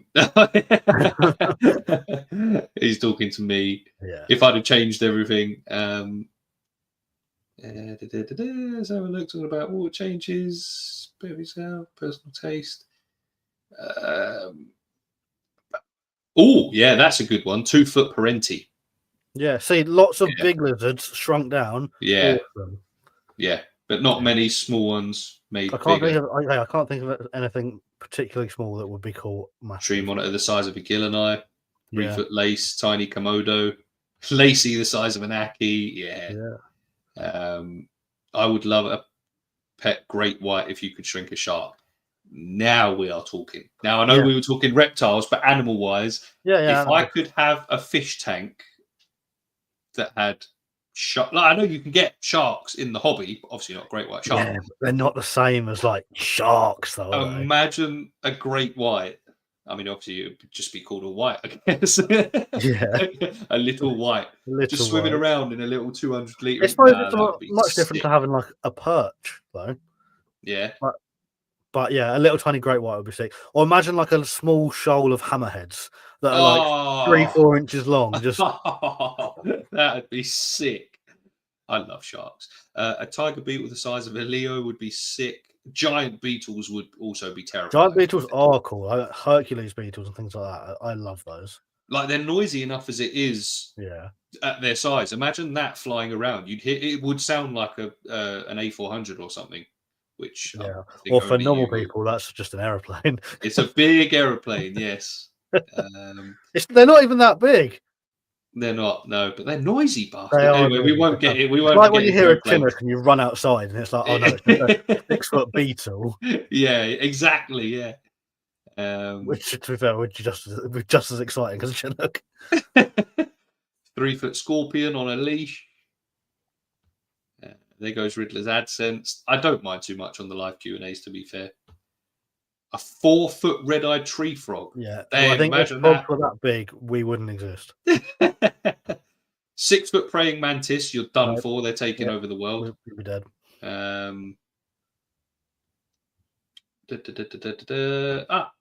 Evening all. Hello, Silverwebs. Thank you for joining. Appreciate you. Mosquito bits, they help with the flies. Yes, I've heard about that, to be fair. What's mosquito bits? I think it's something. I think you dissolve it in water and put it in the soil. I think I could be talking absolute nonsense. Not just bits of mosquito dotted about. No, it's like pellets. Like a warning. See this fly? yeah. Instead of getting a mosquito head and like putting it on a spike in the front of the reptile room, no, it's not that. It's like nematode worms type thing. I think so. Yeah, I'm a huge shark fan. It would be my mastermind question. I love sharks so much. Yeah. Oh, I like that. What's your mastermind question? What's your mastermind question? Live Q&A where the questions are coming at you live. I think mine would probably have to be something to do with aviation. Yeah, Yeah. it would. Yeah. Put it in water and spray the soil. It's reptile safe. Unfortunately, not cheap. Nothing in our hobby is. I mean, apparently, what is it? 30 quid a week we're meant to spend on our £30 a hobbies? month. No, That 30 thing quid says. a month on our £30 a hobby. month. Right. Well, I spent 30 quid just today. So there goes that. Anyway, right. We've digressed a lot here. Let's have a look. That was Dan's. Paul has asked, do you miss keeping royals? So that one I'm assuming is to go for you. Because I still keep royals, but I'm assuming for me, maybe do I miss keeping so many? No. Ben, over to you. No, is my quick answer. But if you ask me deep down, also no. But no, I don't at all. I don't miss keeping the royals. Like the problem, I said this. It wasn't one of the reasons I got rid of the royals is because I kept the royals. I didn't have snakes with names. Like some Yeah, of them did have names, but they weren't. They were like the kids named them. It was yeah, weird. I like the collection was the royals, yeah. and when I sold them, I sold the royals. I didn't sell Jeffrey and whoever and this one and that one. I didn't like none of them had like personal attachment, so to speak. Mm. They were all the royals on their own. Like I miss getting eggs. I miss incubating the eggs. I miss the excitement of cutting the eggs and Mm-hmm. having baby snakes. I loved that. Mm. I don't miss the feeding or the not feeding. I don't miss the keeping them in drawers. I don't miss trying to get babies to feed. And I don't miss the chasing the what's hot in morphs. Mm-hmm. And in fact, since I've stopped keeping royals, I've really gone off morphs in general. And like, Okay. if I'm looking for a new animal, like a new species to keep, if I find that there are lots of morphs available, I tend to go off it completely. Like Okay. my interest just turns off. Yeah, yeah. I found that I really like wild type stuff. Like albinos are all right, and like melanistics, I don't mind too much. Because they're But still apart, sort of wild. yeah, Yeah, you wouldn't find them in the wild really, but again, you might like yeah. they're not selectively bred or crossbred or whatever to make Mm. them fancy. Yeah. But as soon as you start getting into things where there's loads of morphs, like even like blue tongue skinks, wild's really cool, but I wouldn't keep them because of all the morphs that there are. And not Mm. that it makes a difference. Like, I'm not gonna get one and then all of a sudden I've got 1,000 because I need to get the morphs. But it's put me off quite a lot, if anything Yeah, else. yeah, But no, I yeah, don't miss them. Is the short answer. yeah. See, that naming them was actually something that made it harder for me to sell ours. Yeah, Not for me because I knew I needed to move them on, but when I had to come home and say to my missus, "I think we need to move on Nora," yeah, she'd go, "Well, why? We really like Nora," and I'd go, "But we. It's not that we don't like her. It's that I haven't got the space for her." yeah, Oh, but she was the one that we did this and that. And you go, yeah, I know, but this and that. And then, what was the other one? Who was one of the ones that was quite difficult to persuade her? Pippin was one of her favourites. And she, for a very long time, outright said that's her favourite one and she doesn't want me to sell him. And eventually I just said to her, look, I'm the only one that looks after him. You get to see him maybe every now and again, but it's very rare. I said, at the end of the day, it's cruel for us to have him. Well, no, it's not. It's not cruel for us to have him and not do anything with him because reptiles don't expect us to, play with them. But I couldn't offer him a 4x2x2 right now. yeah. I said to her, I know someone who's got a 4x2x2 ready to go overhead heat UVB. I said we're basically denying him a better home with someone that would have their first ever snake. Yeah. And eventually it got through to her and she was like, all right, fair enough. I was like, I'm not selling him just because it's your favourite one. I'm not that spiteful. Do you know what I mean? It'd be horrible. Like, yeah. I know you like that one. Let's get rid of it. So that one's gone. But it was a shame. Like I do feel bad. And it's funny that you say that yours didn't have names because I remember when I started getting the inklings of hate in keeping snakes in racks, because I'd be watching some of these rat keepers that were breeders. And I remember he was like, oh, this is my 1.0 pastel lesser whatever blah blah blah, and I was like, it's just a number in the morph. Mine on my racks, I had a ID card on the front of the rack, and it had the like the inventory number, which was a hashtag M000 number or F000 number, and the morph. None of them had names. They were literally, it was literally drawers of numbers on the front. It was stock. Yeah, that's exactly what it was. And like, don't get me wrong, at the time I was breeding, and I felt like the rack had a purpose. And if you're a big breeder, I think racks still do have a purpose. But I'm not going into racks today. We're not doing it. No. But, like pet keepers, there's yeah. So I got rid of it, and I'm really happy with where I am now. To be fair, that this is the happiest I've been in reptile keeping for a long time. Any tips for helping a leopard gecko with undershot jaw and recent tail drop to regrow the tail and boost their health? What supplements would you suggest to aid them more during this time? It's a good question. Yeah, just do your regular feeding, dust with calcium. Make sure that, to be fair, leopard geckos benefit quite well from having a like a lick pot, I guess you call it, which is like a bottle cap with calcium in all the time, so they can access it. So they can almost regulate sometimes themselves what they want. Revitalized by Arcadia will probably help once every, I think they recommend 7 or 8 feeds. As for the tail drop, you shouldn't need to do anything with it. They're pretty good at keeping it sorted themselves. Just keep an eye on it. If it starts to like weep or go red and nasty, maybe go to a vet. But yeah, they're pretty good at sort of looking after themselves. Like they're designed to roll off, so it's not like they've got a leg. Yeah. And just keep them fed because obviously they haven't got that food reserve to keep them going. Yeah, definitely. As opposed to letting them hunt, try maybe tongue feeding and things like that, or a bowl for the likes of mealworms if you need to really get something in, I guess. Due to collect 2 young rescues tomorrow. Good luck to you. If you do need any more help, drop me a message, and if I don't know the answer, I will happily send you to someone who does. Educate, don't berate.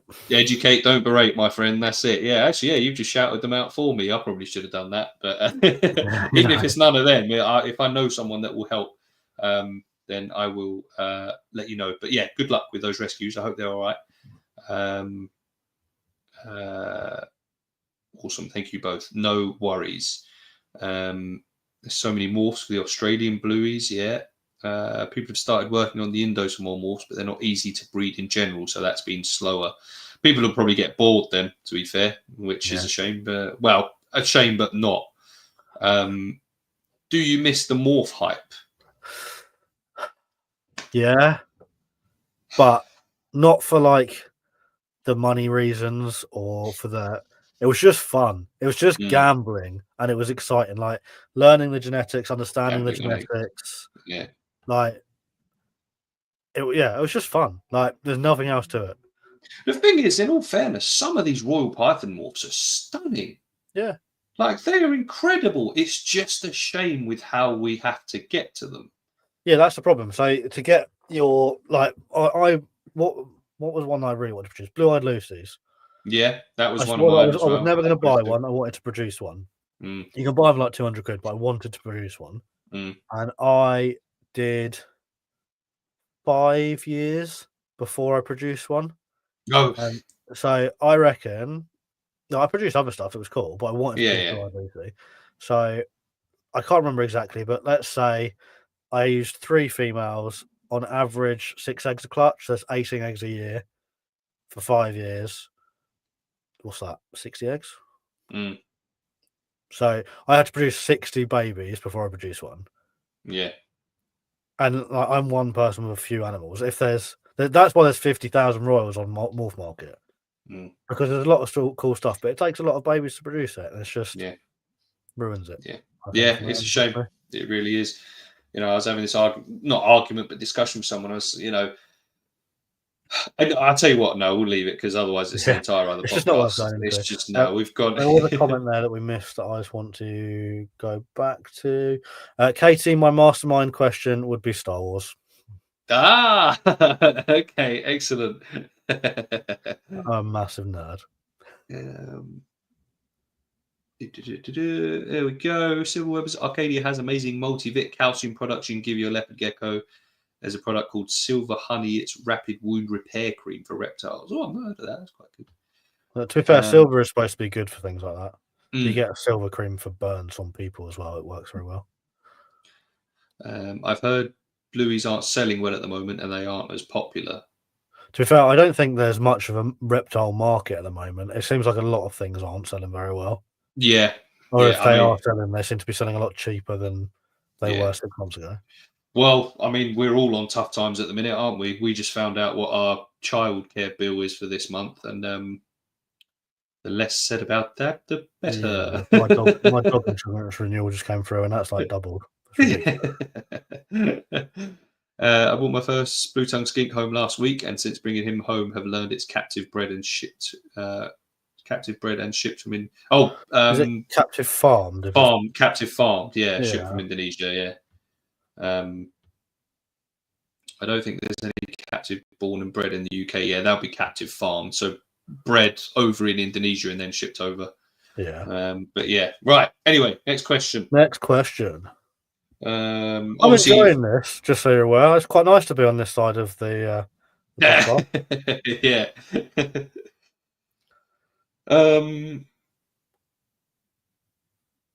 I hope Paul is still here just so that he can sort of iron this one out a bit, because I sort of don't get it, but do. Why do you think people buy into the narrative that this is all they need? What? In I what sense? sort of. What This is we? what I mean. What, like the bare minimum? So like, I've got a heat mat, I've got a Viv, I don't need anything else. That was sort of it. That was. What do people think? Let's go to the next one, and might come back. Fee might be watching, so she might give him a nudge. Yeah. Yeah, oh, actually, Dan, you're there as well. So if he doesn't reply in a minute, can you message him? Yeah. Well, this is an interesting one. Another Paul one. What can be done to stop the pyramid scheme in keeping? Nothing. Humans are going to human at the end of the day. Unfortunately, I think it might slow down because the next generation of reptile keepers do seem to be very minimalistic. That's one thing I will say about the latest generation of reptile keepers. People prefer keeping less in more. Yeah. And the more that happens, the less there's going to be people getting racks and, swear to God, these flies and things like that. So it might slow down. I don't think it'll ever stop because, like I say, humans are going to human. I don't. Yeah, no, I completely agree with you. I think I tell you what I think has killed the royal market is just before lockdown and in lockdown, the royal market went through the roof. It was ridiculous. So there were like loads and loads. I don't know about worldwide, but especially in the UK, loads of people that had never kept reptiles before were like, "Oh, what? I can buy 2 of these, breed them, and make this much money in a year." And so many people jumped on that bandwagon and were breeding and breeding and breeding, and then went, "Oh shit! No, I can't sell the babies." And then immediately got out. Like, I know so many people that got in and got out within the space of 3 years, and they bought so many snakes. But I think it's one of those, like, people see quote unquote easy money and they're going to do it regardless. But it's no different from people like breeding dogs. Like, I don't think people need to breed dogs. Maybe I don't know if I can justify it at all. There's so many dogs everywhere. Like, go and get rescue. But people do breed dogs. Fair enough. I'm not one to argue with you. But a lot of people also go, "Oh, what? Frenchies are 1,500 quid each. I'll go and buy 2, and then I'm in quids in." Yeah. Like, if people see it easy buck, they're going to take it, aren't they, unfortunately? Yeah. Well, actually, in all fairness, you've just reminded me, and obviously during lockdown, there were people having their dogs stolen so that people could breed them, and like if they weren't microchips and things like that, they were stealing dogs from people when we were allowed to go out for our walks. What a time that was! And there were people having their dogs stolen so that they could try and breed them and turn a quick profit, which is crazy. Think about it. What a time that was. Ben, hello, my friend. Thank you for joining. I hope you're doing well. But yeah, so I think we've both hit that one on the head, to be fair. Another one from Paul. What's something you love about the hobby that you don't talk about often?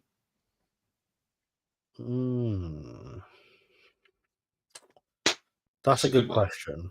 I don't know if there is anything that I don't talk about because I'm on the because I do the podcast. I tend to be quite vocal with the things that I like.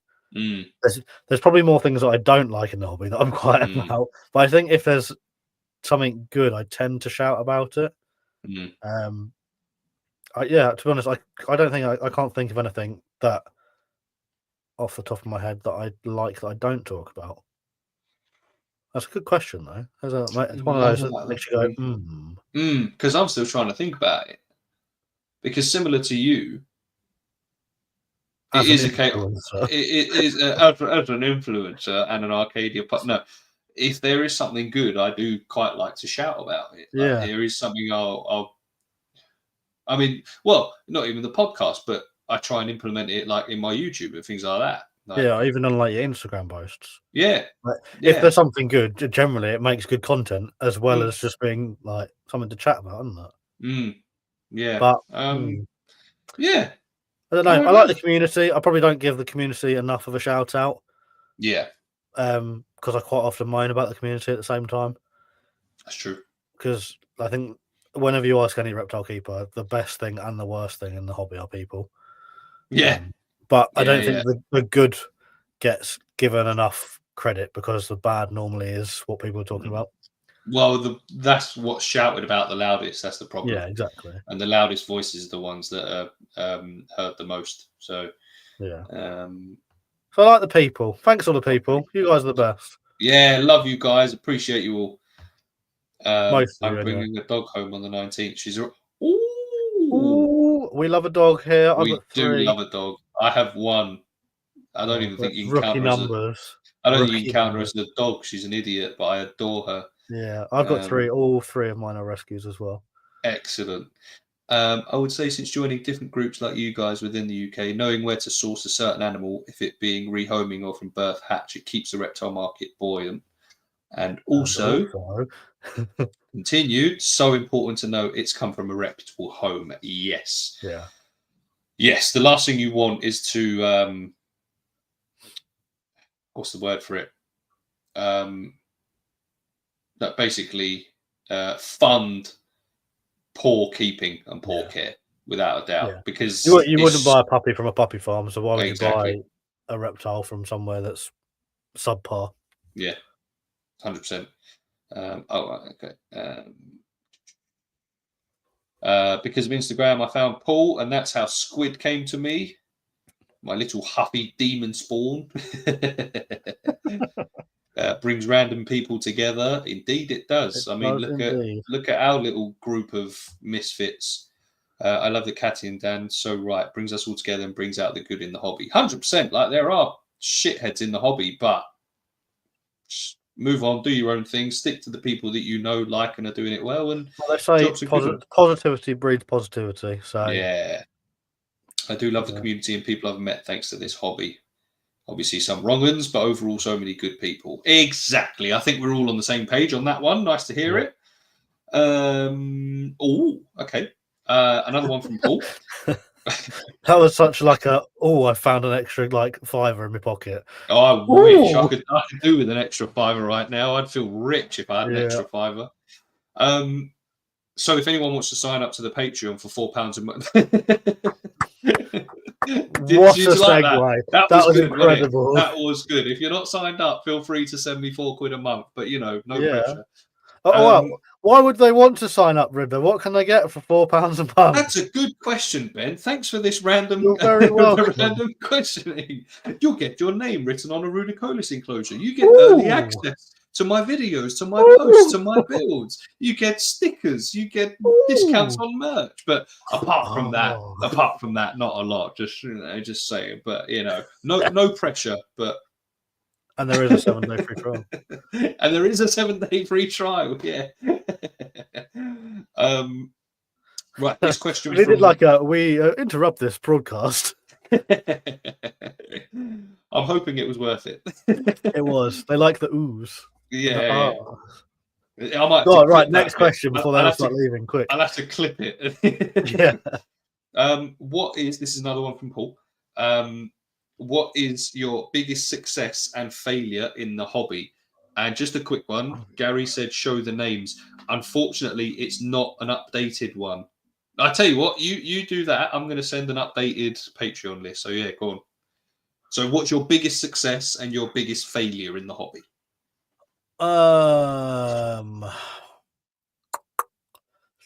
That is a good question. Start with success. What's your biggest success? I don't know. That's why I don't see myself as a particularly successful. I wasn't sure where you were going there. Yeah, I don't see I see myself as a particularly sexy man, but I do. I don't. Thanks, mate. I don't see myself as a particularly successful reptile keeper, but I don't see myself as a particularly failure-filled reptile keeper. I feel like I just sort of plod along day to day. Like, I haven't got anything that I particularly shout about. Like, I've never bred anything that's particularly hard to breed. I've never accidentally killed anything. Like, I just generally plod along. Yeah. You know what I mean? Like, I've had quite good success breeding royals for quite a long time. Yeah. But again, they're easy to breed. I've bred other things, like I've bred beardies, I've bred leopard geckos, some other bits and bobs throughout the time, like spiders and stuff. But again, everything I've bred has been easy to breed. As for failures, apart from some silly escapees when I was younger, through no fault of my own, probably just, I don't know, either like not having glass wedges in and stuff like that. Yeah. I've never had anything catastrophic happen ever. Touch wood. That's been through my own fault anyway. Yeah. I think the worst thing when I was like 15, had a corn snake escape, like a fully grown 6 foot big corn snake. My brother took it to school in his backpack by accident. But yeah, nothing stands out apart from that, I suppose. Okay. Yeah. He took it to school. Damn. Okay. Good effort. What did Kate say? Surely your new enclosure build. I don't know, Kate. Like, I don't think they're that fantastic, to be fair. Like, I like them. I'm really happy with the Gillenine enclosure, but like I said, I think you missed it at the beginning. But they're not. They're simple. They're just wooden boxes with a bit of polystyrene in the back. Like, I haven't done anything that not 100,000. Well, not 100,000, but like 1,000 people haven't done before. I wouldn't say I'm particularly innovative when it comes to doing new things. I'm just quite good at imitating what I see already. But is that a success in itself, being able to imitate that or wanting to imitate that, as opposed to just settling for the bare minimum? Yeah, and I like I don't like to settle for the bare minimum. I do like to improve, and I'm always looking for areas to improve. But I'm not that person that's going.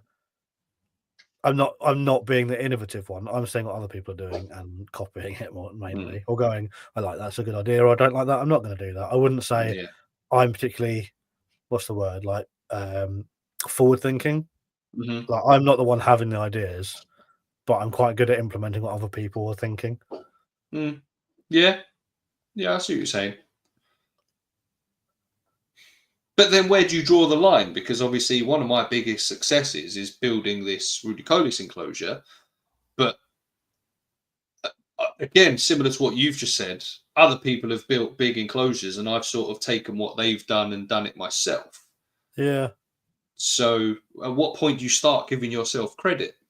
I don't know. I'm not very good at giving myself credit. That's why I talk to other people on the internet all the time. Yeah, fair enough. I don't know. I don't know. I suppose if I had to put my finger on something, it would be either the Gillenine enclosure or the chameleons enclosure. They're my favourite things in the house, I think. Yeah. I think my biggest success so far is getting my care to a standard that not only I am happy with, but it's got me to the point where I am an Arcadia partner. Yeah, that's cool. Like, for me personally, when I got that first message, In actual fact, the first message wasn't even, "Do you want to be a partner?" It was, "We want to send you some stuff. Can you know this and that, and blah blah blah." Free stuff, yes, Yeah, please. and you know how much I like free stuff. I Yeah, oh, love me yeah. some free stuff. But it was because it was from Arcadia. I was like, right, well, they surely must be seeing something in me here, because they're not just going to go to anyone and go, "Fancy some Luminize?" Yeah, They're just not going to do it. And then to be said, like to be told, like I think which one was it? I think it was the Insectigold that got me the actual partnership. Was that It was before you literally, started eating things on camera, or I was that think it when was you the started? one that I'd literally, I think it's because I ate the Insectigold. I Right. think that got me the partnership, Which is because mental, apparently because if you did something like that for me, I'd have got you sections. but no, apparently John found it so funny that he said, "Get that man a partnership." So here we Yeah, are. spot on. But that, knowing that I managed that, because it was only a year previous to that that I was keeping snakes in racks and things like that. Like Yeah, it was, my care was substandard. It's as simple as that. Like now, I think that's something you don't give yourself enough credit for, is being so open and honest about where you were and like your journey, for want of a better, mm, like I know it's cliche, mm, but you are very good. Like most people wouldn't go, "Oh, look, I'm shit at this, but this is how I'm improving and this is why I'm improving." mm, And you're very good at sharing that and showing the ups and downs, which I think most people don't. yeah. I think But I that's, think that's one of the reasons I like your content. I was going to say you, it, but I like you for other reasons. it brings, but the thing is, it helps bring people down, like back down to reality, that anyone can do it. Because Yeah, when you watch these big builds and these massive enclosures, or even not massive ones, like the fully kitted out, bioactive, full of plants, most people look at that and go, "Jesus Christ, I don't know how you do it." But then I'll show you, all right, this is how I've done it. I did this bit wrong. That plant died, this and that. And it's a bit more, people can relate to it a bit more. yeah, no, I Um, completely agree. Like I'll watch like a Serpa Designs video and mm, I'll go, "Oh my god, that is amazing," but there's no way I could do that, and I wouldn't even mm, attempt it. yeah. Whereas, like, I can watch your video, or in your case, your 7 parts series, and I go, "Oh, actually, the result is very similar, but you've Mm, made it look so much easier." mm, Don't get me wrong, Serpa stuff is incredible, and yeah, even the way he makes the videos is incredible. But yeah. like, it seems so unachievable almost because it's like because I don't know, it's just all so good. Whereas yours, the end result is just as good, but you make it seem a lot more accessible for everyone. And like you No, say, you show like the cock ups as well. yeah, yeah. Because it's like in that reptile room tour that I've just done, I might have been able to switch the waterfall on for the 10 minutes I was in here, or like the part that I was filming that, and gone, yeah, it's still working perfectly. But I thought, what's the point? I might as well Yeah, just yeah, say, this big build that I've done hasn't come without its problems. The waterfall is fucked. yeah, Um, because it's again, it's a case of, right, well, this is real life. Sometimes it doesn't work out properly, and I'm going to fix it. you yeah. know. But yeah, I appreciate that. Thank you. Um, yeah, I don't know where were we going with that. I can't remember. What was the I question can't again? remember. Oh yeah, it was about the successes and failures. That's Oh it. yeah, I can't think of Um, any particular failures either. Have you got a failure you can think of? One specific one. the Building a rack biggest from plasterboard. failure, building a rack from plasterboard, but it worked, Ben. This is what I'm saying. It never, Madness. it I didn't honestly, when disintegrate. I saw the Nothing. video of you taking it apart and I realised it was plasterboard, I was like, What? What?" I mean, I don't know why, because it shouldn't have done. It shouldn't have worked. I don't know It how it shouldn't have didn't go worked. like It mouldy and horrible and just crumble into. just didn't. It How just how didn't. you are now the DIY expert on Educate Don't Break? Honestly, I have no idea. I just caught that mid-air. I am Yeah, change the quite subject. literally a kung fu master. Yeah, I mean that wasn't my finest moment. Biggest failure, biggest Have failure. I you mean, have you had any? I know it's a hard subject sometimes, and if you don't want to go there, don't go there. But have you had any animal deaths that were your fault? Because that's something that people don't talk about very often. If it does happen, like I can hand on heart say I've never had an animal death that was my fault, be it through lack of good husbandry or like a careless mistake. But yeah, it does happen. I don't think I've had any that were directly my fault. I did have a couple of royal babies die. Yeah, that happens. That's fair enough. But again, that's why they give birth. They lay so many, is in case Yeah. some of them aren't strong enough to make it. I also had some that were in the eggs that didn't make it out of the eggs. But again, I don't know if that was my fault or not. I haven't, No, the that's good. geckos that I gave to that a friend of mine to look after. Obviously, they died. But again, not my fault because she said she loved reptiles and wanted to look after them. And yeah, I do have a story about an animal death that I will share, which it wasn't mine. It was a friend of mine. When I was younger, me and my best mate at the time, who was my best man at my wedding, we both kept a lot of reptiles, and he had like wooden shelving across his bedroom, all the way across both walls, with heat mats. And at the time, we didn't use thermostats on heat mats, which you should always use a thermostat on a heat mat. And the inevitable happened, and he did have a fire in his bedroom. Luckily, it didn't burn his entire house down, but it killed off a lot of his animals all in one go. And yeah, that was careless mistake because everyone always says use a thermostat and a heat mat, but we were teenagers and heat mats were cheap and thermostats were expensive. Yeah. So we didn't. So yeah, I think that is a failure that I wasn't directly involved in, but it could have been me. Yeah. So yeah, there we go. Just a quick one before we carry on, and I managed to get it sorted. Thank you. This is my updated list. These are my patrons. I love you all. I appreciate you all. My name. Your name is there. Yes, it's up there. I don't know why. I tried to move my cursor over it to show you, but obviously you can't see my cursor. But yes, those are my patrons. I love you all. I appreciate you all. And just know that every single penny that you are paying into the Patreon is going back into these animals. And when you see this leopard gecko enclosure, do you know what? I might even do it tonight. You will see what you have helped me achieve. So thank you. He's just going to come to an empty vivarium full of McDonald's rubbish. All of this money has gone straight into the vivarium as he's eating the Big Macs. Oh, don't say that in front of Dan. He'll fat shame you. No. I went to Mackey's before I had dinner today. But yeah, if anyone else in the chat is tempted to sign up and help me that little bit more, the link is in all sorts of places. I'll send it to you if you want it, or I'll put it in the link, whatever. But yes, but just know that every penny goes back to the animals. So thank you. What else were people saying? Dan said, yeah, Ben, great builds. Thank you very much, mate.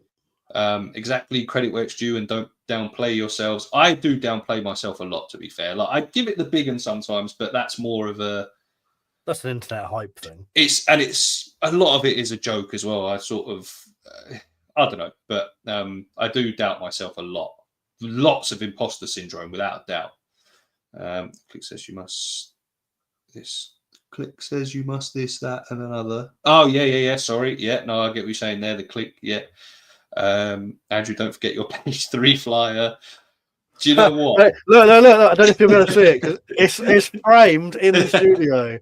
Hang on, wait. Let me put you. I don't know. I can't turn it anymore because it's attached to the wall. Hang on.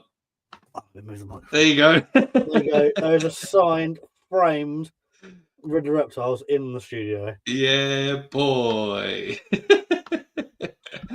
See, that again was one of those because, again, most of the time when people are made partners of any sort of, anything, like when there's unboxings or when there's announcements, partnership deals, things like that, a lot of the time, especially in the reptile hobby, it's a case of, oh, guys, really excited, got some good news, here's what I've been sent, which is nice. It's good. It gets the point across. Yeah. But me being who I am, I literally thought, I'm not doing that.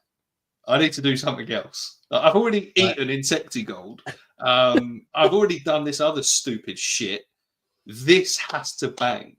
But the problem you've done now is you've made a rod for your own back, and if you don't continue it, I know we're all very disappointed. I know. Well, people are still upset that I haven't eaten SFG yet, so I might have to get around to that at some point. I know. But it's like, what was I saying? Yeah, I remember because I got told that it was happening, And I thought, right, well, I thought of the idea and I thought of it that day. Now I had to leave for work. I was literally, because I was on the late shift and I had to get ready to go to work. All of a sudden, I'm in the living room with my Riddler Reptiles top on. My missus sat on the sofa and I went, can you just quickly take a picture? She went, of what? I went, just wait there. I got all the products in front of me. I put the blanket over me. I went, she went, are you not meant to be leaving for work? I went, yes, I've got 5 minutes. Take the picture, please. And she was like, where'd you? I said, just get nice and low. Nice and low. And I was like, can you see my legs? Is that all right? And she was just like, I wonder if she was just sat there going, is this really the man I've chosen to spend the rest of my life with and have kids with? But hey ho. And yeah, I was nearly late for work and it was worth it, I think. Personally. Definitely. Yeah. I actually just had a really good idea that I'm gonna, I don't know what's the word, manifest it. Yeah. Right, Yeah. right. What I want to see you do. Have Yeah. you seen those videos on like TikTok probably or shorts or whatever, where they have like a cardboard box and then there's drinks inside the box and they have drinks on the outside and they have to put the drink and then match it up with the ones that they can't see? Get what I'm going? No. Right, okay, so here's the vision, right? Mm-hmm. You're going to need M to help you. So you need like a shoebox and you're on the side of the shoebox that you can't see inside it. I think I know-ish what you're saying, but And it then sounded inside different. it, you're going to have the 4 SFG flavors and maybe like 3 innocent smoothies. Yeah.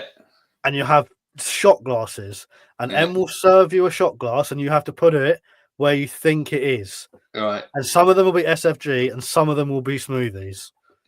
See, the one I thought you were going with, which is actually one I did consider, is similar to that, where you've got the box facing the camera, so you can't see, but straws just poking out the top, and it's like drink gambling, like because obviously some like the other ones you see are like vinegar next to Coca-Cola and things like that. And you've got to do that.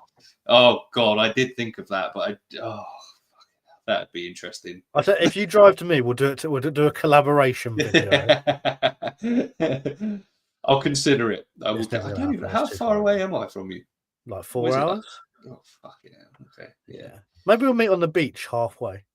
That sounds lovely. Yeah, nice little picnic blanket. Oh, that's a collaboration right there. Yeah. Journeyman. Shame it's winter. It'll be raining. You've genuinely proved so much in such a short time, Riddler. It's obvious you care. Thank you, Catty. I appreciate you. Thank you. Yeah, I mean, that was the goal at the end of the day. I knew I was doing wrong. I knew I could do better. And I thought I'd bring everyone on the journey as well. So, yeah, I appreciate that. Where do you guys stand on 3D printed decor for reptiles? I think it can be done very well. So I've got a few bits from the Bearded Shrimp. Good stuff. I actually don't mind it. The Bearded Shrimp stuff, funnily enough, again, in SW Exotics, he has a whole display of Bearded Shrimp. Oh, does he? Yeah, I really like it. Yeah.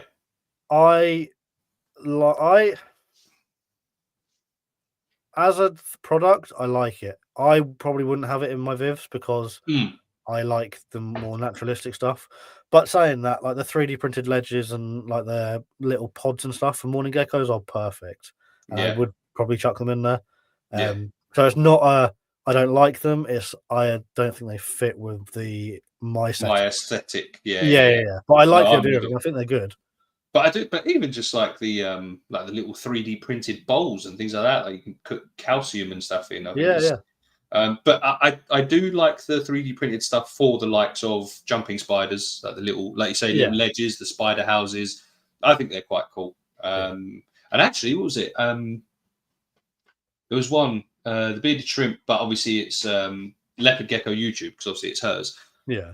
And she made a big, almost like a plant pot with holes, like drainage holes underneath, so that she could put it in the background. Now that looked sick. That is something I'd get. Like that was really quite well done because I've like done the whole thing of, expanding foam, put the pots in there, cut the holes, drainage, things like that. But that was literally just put in the background and it worked really well. So when I did my leopard gecko enclosure, which I think was pre-YouTube, and it's not in that enclosure anymore, but I did a 3D background in an Exoterra enclosure, and I sunk the plant pots into the background like you do, but I didn't use plant pots. I used like beer pong cups.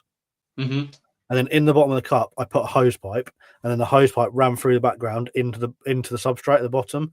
So then you could water the plants, and instead of it just soaking into the foam, the Mm. water would run down the background and then like water the plants in the substrate as well. Nice. It worked a treat until the plants grew really well and filled up the tubes full of roots. Oh. But yeah, it was a Well, good there you go. idea, and I'm sure Yeah. it could work in with a bit more practice. But Yeah, the idea is there. I'm genuinely terrified of one of mine dying. I've cried before just imagining it. I had to get Larry out to cuddle me. Well, at least you had Larry there for a cuddle. My name's wrong. God damn it, Gary. Old channel. All right, I'll sort that. Update it again. I will, I promise. This is sounding bush tucker trial. Oh, I'd smash a bush tucker trial. You have to try. You have to do it. Everyone wants me to eat and drink stuff. I don't know why. Meet at mine about halfway. To be fair, I am planning on going to Dan soon. What, this side of Christmas? I don't know. I don't know if it'd be this side of Christmas. Yeah, if it's the other side of Christmas, I'll be up for that. On this side of Christmas, did you say? No, in the other side. I'm not year. sure. I mean, to be fair, he's only 2 hours away, so there's no reason why I could. Because obviously, I want to go and see the new animals, but obviously, I want to go and see my boy as well. He doesn't want to see you, Dan. He doesn't care. He's coming for lizards. And all you can eat Chinese. Oh, that would be dangerous. If I tell you what, he would have a if whale we go of fun with me. If we go to all you can eat Chinese, can we leave Dan at home? Yeah, me and you. Because he will bully me. Yeah, no, but I think he'd see another side of me as well. To be fair, I'm dangerous at a Chinese. Man, you guys are all far down south. Catty, me and you were both saying this. To be fair, if Catty went any further north, she'd be in Scotland, and if I go any further south, I'm in France. So yeah. That's a great pick, Andrew. I put a pick in a frame as well. Do you know what's crazy about that photo? I ended up printing and sending off about 15 copies, some in the UK, some in the US. I don't understand. It's funny, and I'm so happy about that, but that wasn't the plan. The fact that people wanted copies, it's unbelievable. It's so funny. I think I have stuff for them too. Oh, the 3D printed stuff, yeah. It's Food Legend, the mushroom ledges. I do like the mushroom ledges. Yeah, I like the mushroom ledges. That's what I was looking at in the shop. I'm hopefully getting a 3D printer for Christmas. Ooh. That's cool. CK from the Wild, Reptichat. There we go. What's going on? Yes, CK from the Wild. Hello, thank you for joining. Appreciate you. Yes. I want a couple different colour bowls. Yeah. That's great to know. We've just started printing and finding there's quite a market for it, but wondered where big keepers like yourself. Well, firstly, thank you for calling us big keepers. That's very appreciated. I know I did have a McDonald's before I had my dinner today. It's funny because I just don't see myself as a big keeper. Like, I'm fucking flies. I'm trying, but I feel like I'm miles away from where I can be. Yeah, I wouldn't class myself as a big keeper. Yeah, but I appreciate that though. Thank you. So much better out of them. That would be awesome. They're so much fun. I genuinely think I could win most bush tucker trials. Oh, 100%. The only ones I couldn't win are the underwater ones. That's just because I'd panic and drown myself by accident. Oh, okay. Check out Dan's blue tree monitors. They're genuinely insane. Yeah. They are, but they are beautiful. But that yellow, a fire. That yellow just blew me away. No pun intended. It blew you because the blues. I know that was a complete accident. Like, the blues are stunning, don't get me wrong. But when I saw that yellow, and I obviously handled her a bit as well, what an animal. Like, just in person. Because I used to think, I'm not going to lie to you, I used to think yellows were like a slightly less cool green. I know. Ooh. I know. But since seeing one in the flesh, damn, I don't know. It's tough. I don't know. It's really hard. The blues are your favourites, though, aren't they? Yeah, but I'm colourblind, so like the blues, I can see the blues properly. Right, the greens and the yellows, like they're nice, but I don't see what everybody else sees when it comes to green and yellow. So blues are on top for me, then blacks, then yellows and greens are pretty even because they both look the same. To be fair, that actually answers another question because Will asked blacks or yellows. Blacks. Yeah. But only because I can't see yellow properly. Yeah, fair enough. Just from the pictures, I don't know if Dan has announced much in the way of what he has. He hasn't. No, okay. No, I don't think so. Because those other ones are probably on top. Yeah. I'm Catty. gonna go look at his Instagram quickly. All right. I will meet you at the border. We're close, aren't we? I'm a Geordie. I'm Glaswegian. There we go. We've we've got another collaboration. No, it's fine. Dan's put the Cordos on Instagram. He has put the Cordos on. Yeah. So Cordos from the pictures are on top for me. Yeah. And I can't wait to see him in person. Yeah. Can I blame my Scottish side for being mental? And yeah, Dan said, wait till you see the new one. But Dan, we haven't announced anything. You haven't. We've just seen that you'd already uploaded them. So he sent me some pictures, and I used to rate the blacks highest, but now because of him, I'm all for the blues. Okay, fair. I'm a big fan of the blues, and the blues I think the blues are the biggest. They are big. Yeah. I think they do get the biggest. Are they the biggest ones? But yeah, they're cool. To be fair, they're all really cool. Mm. It's like having 5 gold bars in front of you and arguing which gold bar is the coolest gold bar. Mm. But there's still 5 gold bars. Mm. Yeah, you still can't go wrong. We're barking mad. Can you guys share your links so I can give you a follow, please? I'm assuming that's the likes of everyone in the chat. Well, I tell you what, everyone use this as a shameless self plug for yourselves. Put your Instagram handles, whatever else you want to be followed on in the chat now, and everyone feel free to go and follow each other. Let's grow this community even more, my friends. We're not here for just me or Ben. We're here for everyone. That's not true. All right, I'm the guest today. Thank you. The guest of honor. It's all about me. Oh, actually, whilst we're doing self plugs, merch still available. Pre-order closes on Saturday at 8:00. If you want merch, come get into my DMs. Everyone except you, Ridley. Yeah, fair enough. CK has said the greens are on the next level. If you've seen mine in the flesh, it's like turquoise. Greens are still my favorite. There's no because now I've seen, apart from the Cordos and obviously Bohemii, whatever you want to call them, I've not seen either of those in the flesh, so I can't say. But now that I've seen the 4 main ones in person, it's really hammered home how stunning they all are. It's difficult as well, though, especially the greens, because the greens vary in colour so much. Yeah. So Paul's got obviously 3. He's got Kermit, Cada, and Fern. All 3 of those look completely different.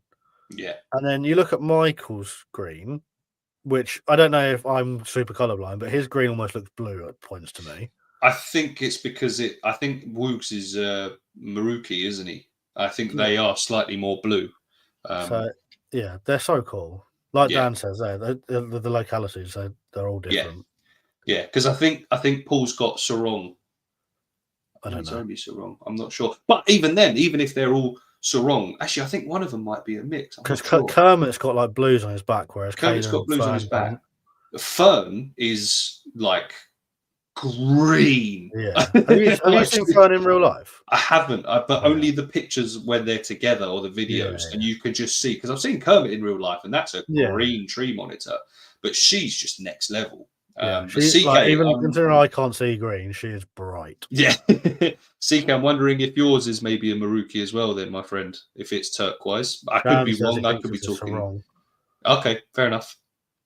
But I love the greens. They are my favourites without a doubt, and I will have a green tree monitor one day. What if all but one gold bar is shaped like a dick? Mate, it's still a gold bar regardless of what shape it is. It's still a gold bar, and you can still probably make a lot of money off of it. If anything, you could probably make more money with a dick-shaped gold bar. Shameless self-plug. Mine's the same name. Katie's Reptiles. Katie's Reptile, I think. New to this Insta journey. Well, here we go. Everyone go and follow Katie. Mine's Silver Webbers on all platforms. Excellent. You see a lot of different colour greens with locales. I regularly think about the blues he has now. I'm trying to fight against looking them up too much so I don't fall more in love. This is the problem with the tree monitors. Once you see them and once you know about them, like I say, I will full on hold my hands up and admit I didn't know you could keep monitor lizards in general, never mind tree monitors, in the hobby as a pet until probably about 2 or 3 years ago, which So is how long now have you had dangerous. Ragnar for? That's a lie. Not 2 or 3 years then, because Jesus Christ. No, All right. I'm not calling you out there. Like, No, just no, a but you're genuine question. absolutely right. All right, if that's the case, 4 or 5 years. That's more like it. Do you know what? It feels like it's only been 2 years. Yeah. That's what I mean. To It be doesn't fair, feel like like it's been long. the 3 years of COVID, Yeah. they don't like they just boom like Mm. that. I know in the time it seemed to take forever, but Mm. you look back at it now, it's like literally like those years didn't happen. Yeah. No, I agree. I had blue and green in the same room, and I sold the blue one. Are you saying that it sold quicker because it was nicer, or are you just saying that it's just sold? No, I think he's saying he kept the green one, so like the Oh, green looked right. better, Okay. so he sold the blue one. Right. Okay. Yeah. I get that. Yeah. Riddler talk about your merch, link a new T-shirt, jumper for Christmas. So, Katie, I'm so bad at this. I'm so bad at this. My Do you want me to do it? Patreon. Shall I do it for you? You do it. You do it because Right, Riddler's got merch available. You can buy T-shirts only. They're on pre-order until the 8 o'clock on the 30th of November, which is funnily enough the same time that mine closes. They come in 5 different colours. They've got a new and improved Patreon exclusive Riddler Reptiles logo on the front and a big old portrait of Ragnar on the back. If you want to see it, go over to Riddler's Patreon. All the information's over there. Thanks, You've Ben. got I 2 appreciate days. that. You're Yeah, welcome. we've got 2 days. Just get your orders in, and we'll do the rest. CK think yours are sarong. It is. I'm behind, but Matt's yellows are out of this world. Yes, we said they're like Yeah, so acid yellow the almost. problem is I can't appreciate them like the rest of you guys can. Yeah. Like I've seen Matt's a couple of times now, and they are gorgeous, but they look the same as the green ones. They're just a bit brighter to me. But that's just because I've got stupid eyes. Blue gang. Ben, I just laughed so hard I scared my dog. I'm not sure what that was. I think that's 2 minutes ago. the golden dick. Oh, right. Like you haven't seen a yellow tree until you see Matt's, which is crazy because I fell in love with Dan's one. Best I've ever seen. I mean, Squid 100% wins, but those blues are very pretty. Yeah.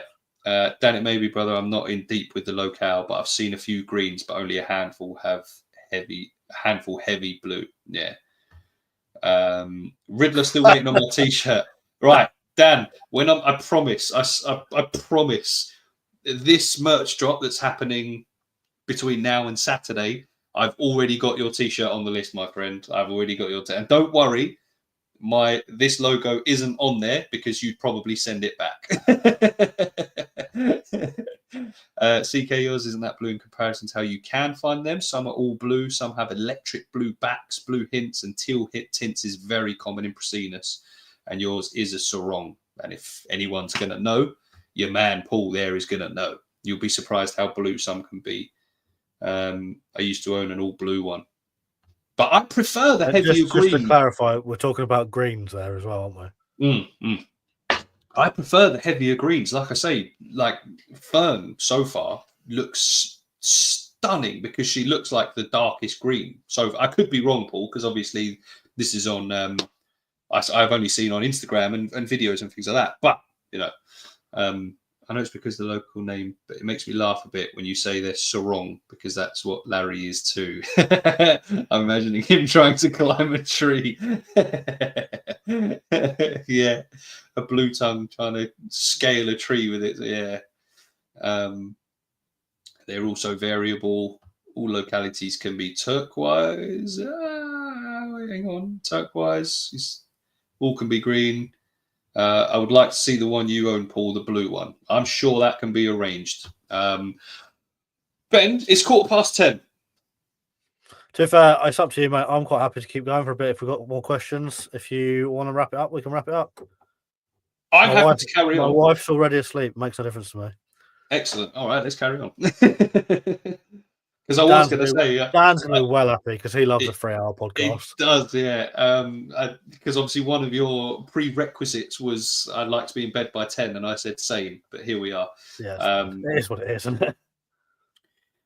To be fair, we've sort of done this one. This was Paul's one about the butterfly effect. Would you change anything at the start? Yeah, we covered that one pretty much. Paul also asked, "What's a mistake you're glad you made?" Oh, actually, whilst Paul's in the chat, ask the other question again, and he can clarify whilst we answer this one. Oh yeah, Because the first question he asked didn't make any sense. Oh, hang on, no, don't worry, he's gone again. Don't worry. Okay. All right. So if that's the case, then what's a mistake that you're glad you made? That's a good question. I don't know. It's probably back to Royals and Racks again. Like, I wouldn't say it was a mistake because I feel like at the time it had its purpose. But that, I guess, keeping Royals and Racks, maybe trying to make money off Royals as opposed to enjoying them as much. Yeah. Sorry, if you wondered what that just was, I thought I could hear something, but there's a car outside. Yeah. But no, I can't think of anything. That and using heat maps without thermostats. Yeah. But yeah, nothing, like I said earlier, nothing stand out either, like positive or negative, really. A mistake I made was nearly getting rid of Ragnar. That was a mistake. Again, it boils down to Royals again, but for me, but then at the same time, it wasn't just that. It was one of those where I was like, I'm not giving her the time she deserves and things like that. This is before I realized that actually they don't need physical company. Yeah. They just need to be fed, heated, cared for. They need their needs met, hopefully above and beyond. I'm not saying just the bare minimum, but I felt bad because it was almost like I had that feeling, you know, almost like she was a cat.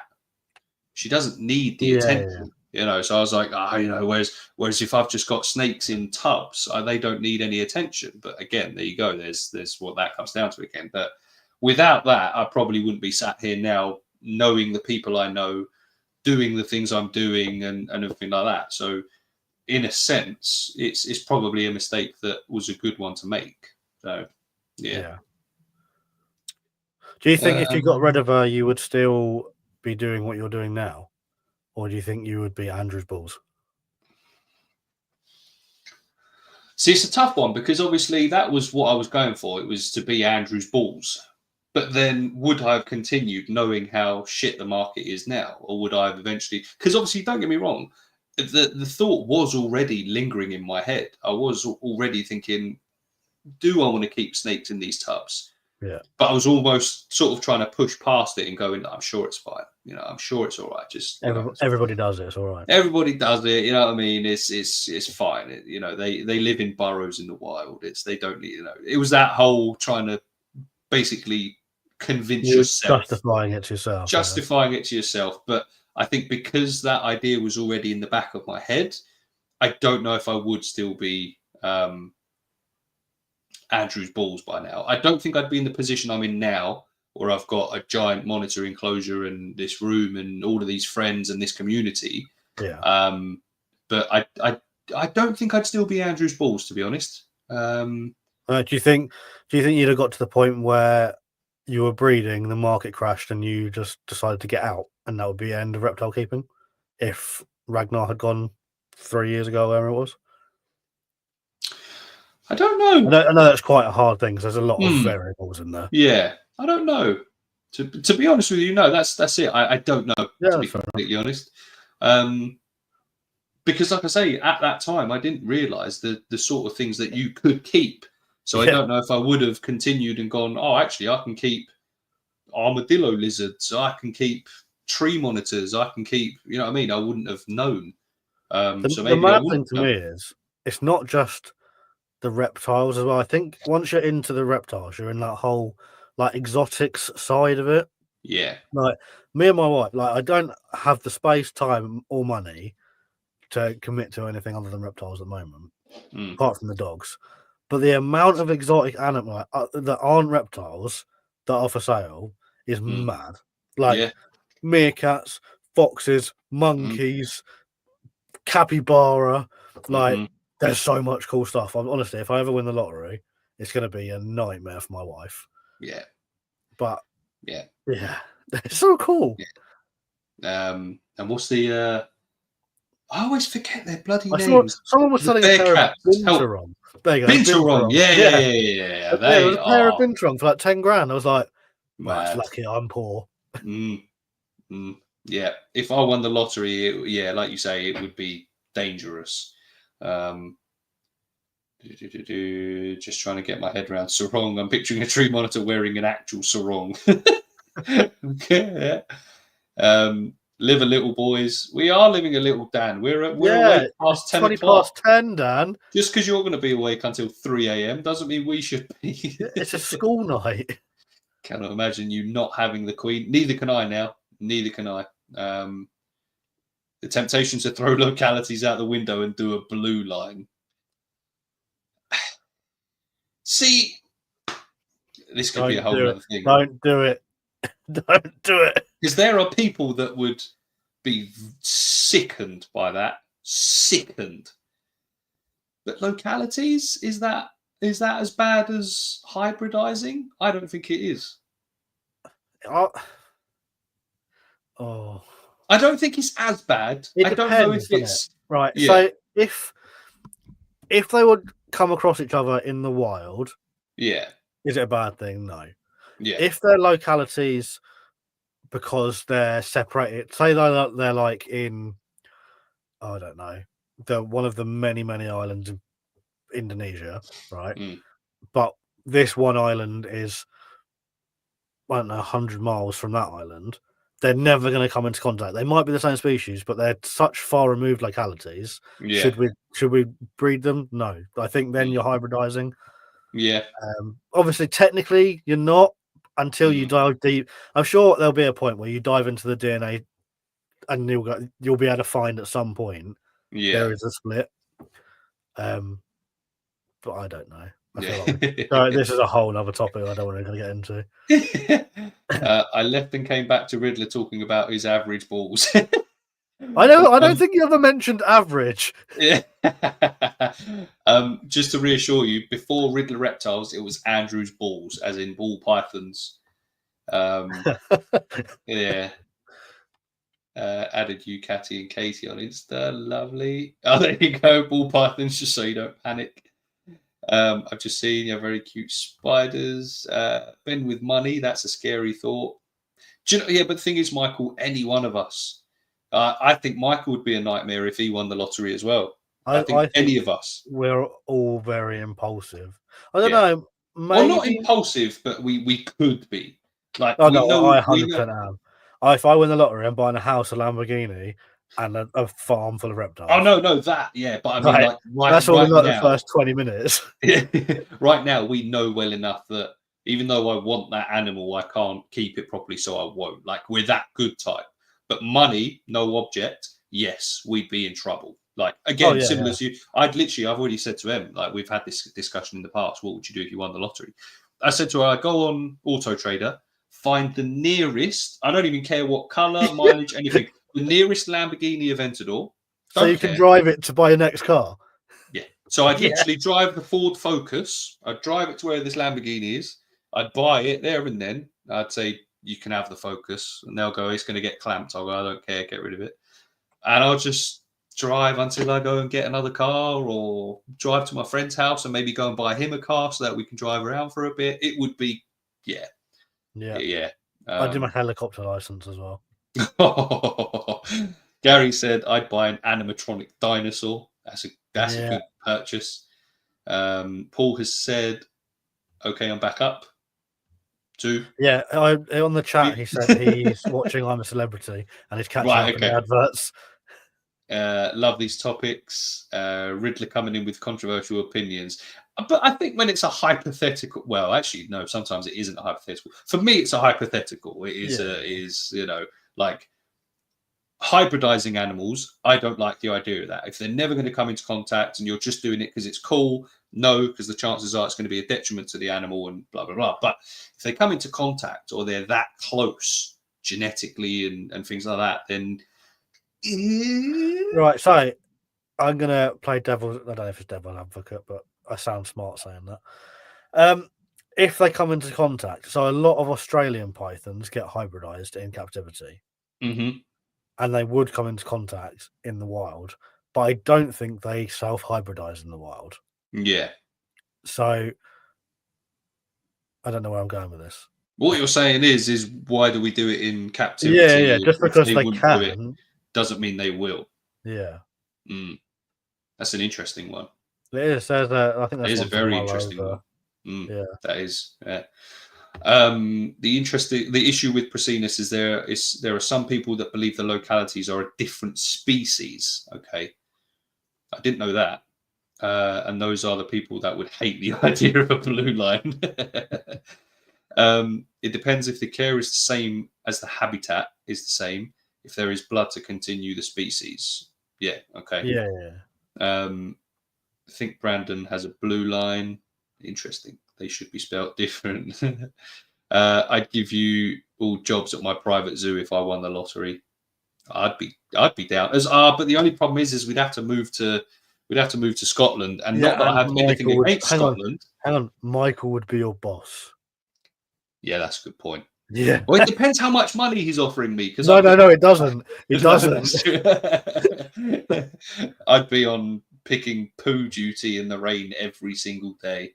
Yeah, and not even animal poo. It'd be people poo. No, yeah. They're gonna. I'd be like, where's the toilets? We haven't got any. He's like, well, actually, Riddler, I employed you just to follow me around with a bucket. Oh boy, give me a lot of money, and you best believe all the guys are getting their own bedroom. Yeah.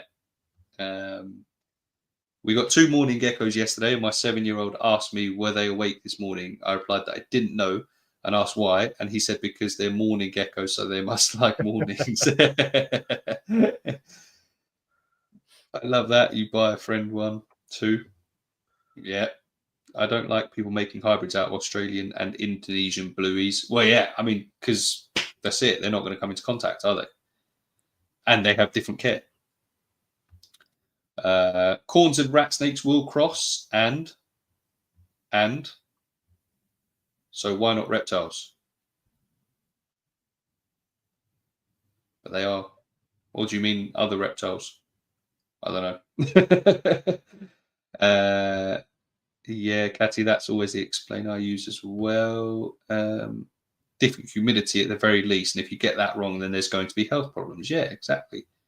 There's not another comment on there, Paul. I can't see any other comments. Indo and Australian frilled dragons are the same species. I mean. Oh, okay. I said we hybridized dogs. That's not there. I can't see it on mine. It literally goes corns and rat snakes. Yeah.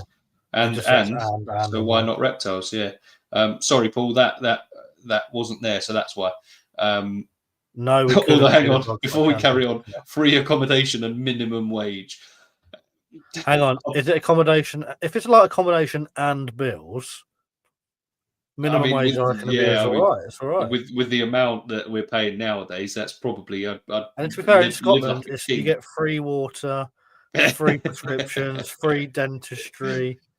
There's not much to pay for up there apart from like haggis. I also don't think we should hybridize dogs. I do. You do? Yeah, not for fashion, right? But generally, pedigree dogs have more health issues than non-pedigree dogs. Right. So I think hybridizing dogs for health reasons is good. Okay. I'm not saying we should make Alsatia pugs or like Alaskan Malamute terriers. Yeah, no. There's a time and a place, but also that doesn't help my argument as to should we be making hybrid reptiles. I mean, my rent's $1,800 a month, so yeah, accommodation is nice. You can all live in a complex. I'd like my own house. I was also about to say the second Paul hears that he'd have to live in a complex with me, he's out. He's out. He's not. Yeah, he's not doing that. Hang on. Working. Can you see Katie's comment? Oh, yeah, there you go. Sorry, I missed that. Yeah, Oi, we get taxed more up here. I just want to put out there because I made a haggis comment. I'm half Scottish, so I'm allowed to make jokes about Scotland. Working dogs, hunting dogs, hybridized is better. Yeah, that's true. There's nothing better than Bedlington Terrier. Most dogs we like today are hybrids. Yeah. Doberman, for instance, you know how many breeds have gone into making that breed? I don't, to be honest. I don't mind hybrid, but maybe like if you watch, like I'm a big dog fan. Like we watch Crufts every year, and like although I don't agree with certain things in the kennel club, like the pugs with their stumped faces and things that basically affect their breathing and are detrimental to their health, I don't agree with. But quite often they go on Crufts, they talk about the breed, obviously, but they talk about where the breed started, and the breed quite often is something that was bred to something else to make this breed. Yeah. Which I think is quite funny because Crufts are all about it being the perfect pedigree. At the same time, they're going, well, back in 1640, the king bred this whatever to this whatever because he wanted a dog that chased geese in the water. Yeah. I get it, but yeah. Katie, as you can see, said your tartan shirt was a giveaway. Yeah. But what I'm saying is, if we domesticate animals by crossing to make good pets, why isn't that the norm for reptiles? Not saying I agree, by the way. It's an interesting point. It is a very interesting point. I don't know. I'm not going to sit here and try and make an argument. I'm going to put my 2 pence in. I think things like hybridizing dogs, the reason dogs and cattle as well, and horses. The reason we started hybridizing them was because we used to use them for work. So we would hybridize dogs, for example, to make them better hunters, or so they could swim better. Horses to make them stronger, or pull better, or faster. Cows, they produce more beef or milk or whatever. Reptiles we keep for fun. Like they don't have a job, so we don't need to interbreed them to make them do other stuff. Like we should just keep, in my opinion, we should keep them as they are for our enjoyment because they don't have a job. We don't need to, for example, breed. Let's go extremes. We don't need to make leopard geckos stronger by breeding them to Komodo dragons. Yeah. Because there's no need. Like, it is what it is, and it does what it does, and it doesn't have a job. We're just there to enjoy it. Yeah. Very good. Yeah. Good answer. Look at something like the flat-coated retriever, where the bloodline was that week after World War II, where they had to mix with golden retriever just to keep the breed alive. Yeah. I mean, but then what you could say is, with the reptile hobby, if you had a species that was going extinct that could only be strengthened by hybridizing with something very close to it, do you do it at that point? Yeah. I don't see a problem with it then. Yeah.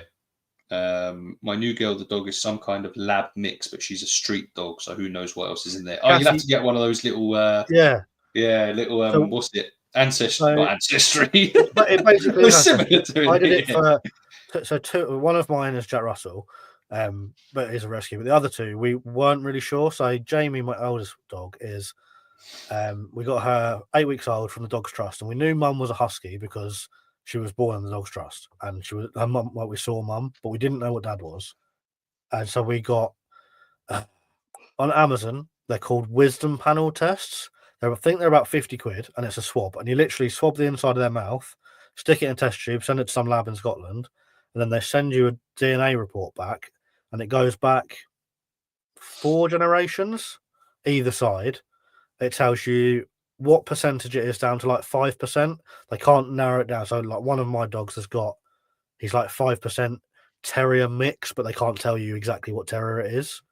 But yeah, like Jamie, she's 50% Siberian Husky, 37.5% Border Collie. What's the other bit? 12.5%. Golden Retriever, which we would have never known, but they're really good. It was like 50 quid, and then it tells you because they've got these breeds are more susceptible to this health problem or that problem. So it like gives you something to look out for in the future. It was really in depth. For 50 quid, I'd recommend it. Yeah, not bad at all. Wisdom panel, and you can buy them on Amazon. Paul can have his own house. He's the glue. I mean, manager. I found out there are two types of cane corso, an Italian and an American. The Italian is the main bloodline, and the American has other Mastiff breeds mixed in for size and athleticism reasons. But then if it's a species that will cope better with captive husbandry crossed to a species that is hardy. To be fair, that's sort of what we were saying anyway. No, I know. Go bring that one back up. I want to go in there. I think if it's a species that is struggling to cope in captivity, so for it, like let's say that the wild population's absolutely fine. They're not endangered. They're living their best lives. If we want to keep it in captivity and it's not doing well, we need to improve the captivity. We shouldn't be crossing the animal with something else to make that animal stronger. There's something that I think there's something that we're doing wrong as a keeper, as opposed to the animal doing something wrong. Fair. The ideal would be a nice blue female Maruki to breed with mine, but if it's between a blue Sarong or a green Maruki, which would be the route to go with Wooks, top tier blue-green tree. Very, very good point, Ben. We crossbreed animals for human benefit. Then we have stronger and more diverse beginner reptiles, but for the record, I personally align with Ben. But again, more devil's advocate, side of things. So I like it. I respect it. Can you imagine a monitor lizard with a chameleon tongue? Nothing would be said. Look, that's mad. Right, so they reckon a chameleon's tongue is the same length as a chameleon's body. I think I've heard that fact. Right, so a chameleon is this big.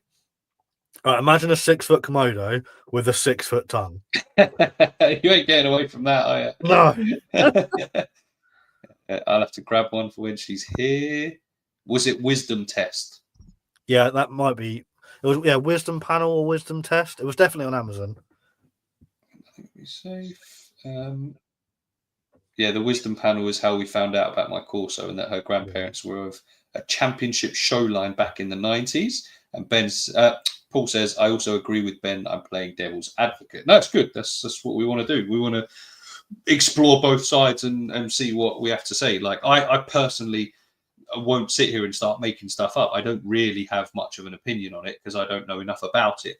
I'm sure if I thought about it or looked into it, maybe I could say more. But at the minute, it's like there's no point in me chiming in because I don't really know. When I was younger, I used to love hybrids. I thought, to be fair, I still quite like them. I wouldn't do it. Yeah. But like things like Carpondros, Burn Balls, Angry Balls. I can't remember. There was another one as well. I can't remember what the other one was. But Blood Balls. Blood Balls, which sounds vile, by the way. Yeah, so Angry Balls. But they're really cool. Like the Carpondros, which is a carpet python crossed with a green tree python. Cool looking snake, but it's purely visual. I can't see any benefit of doing it apart from they look cool. Anyway, moving on. Oh god, chameleon. That means a Komodo's got a 12-foot tongue.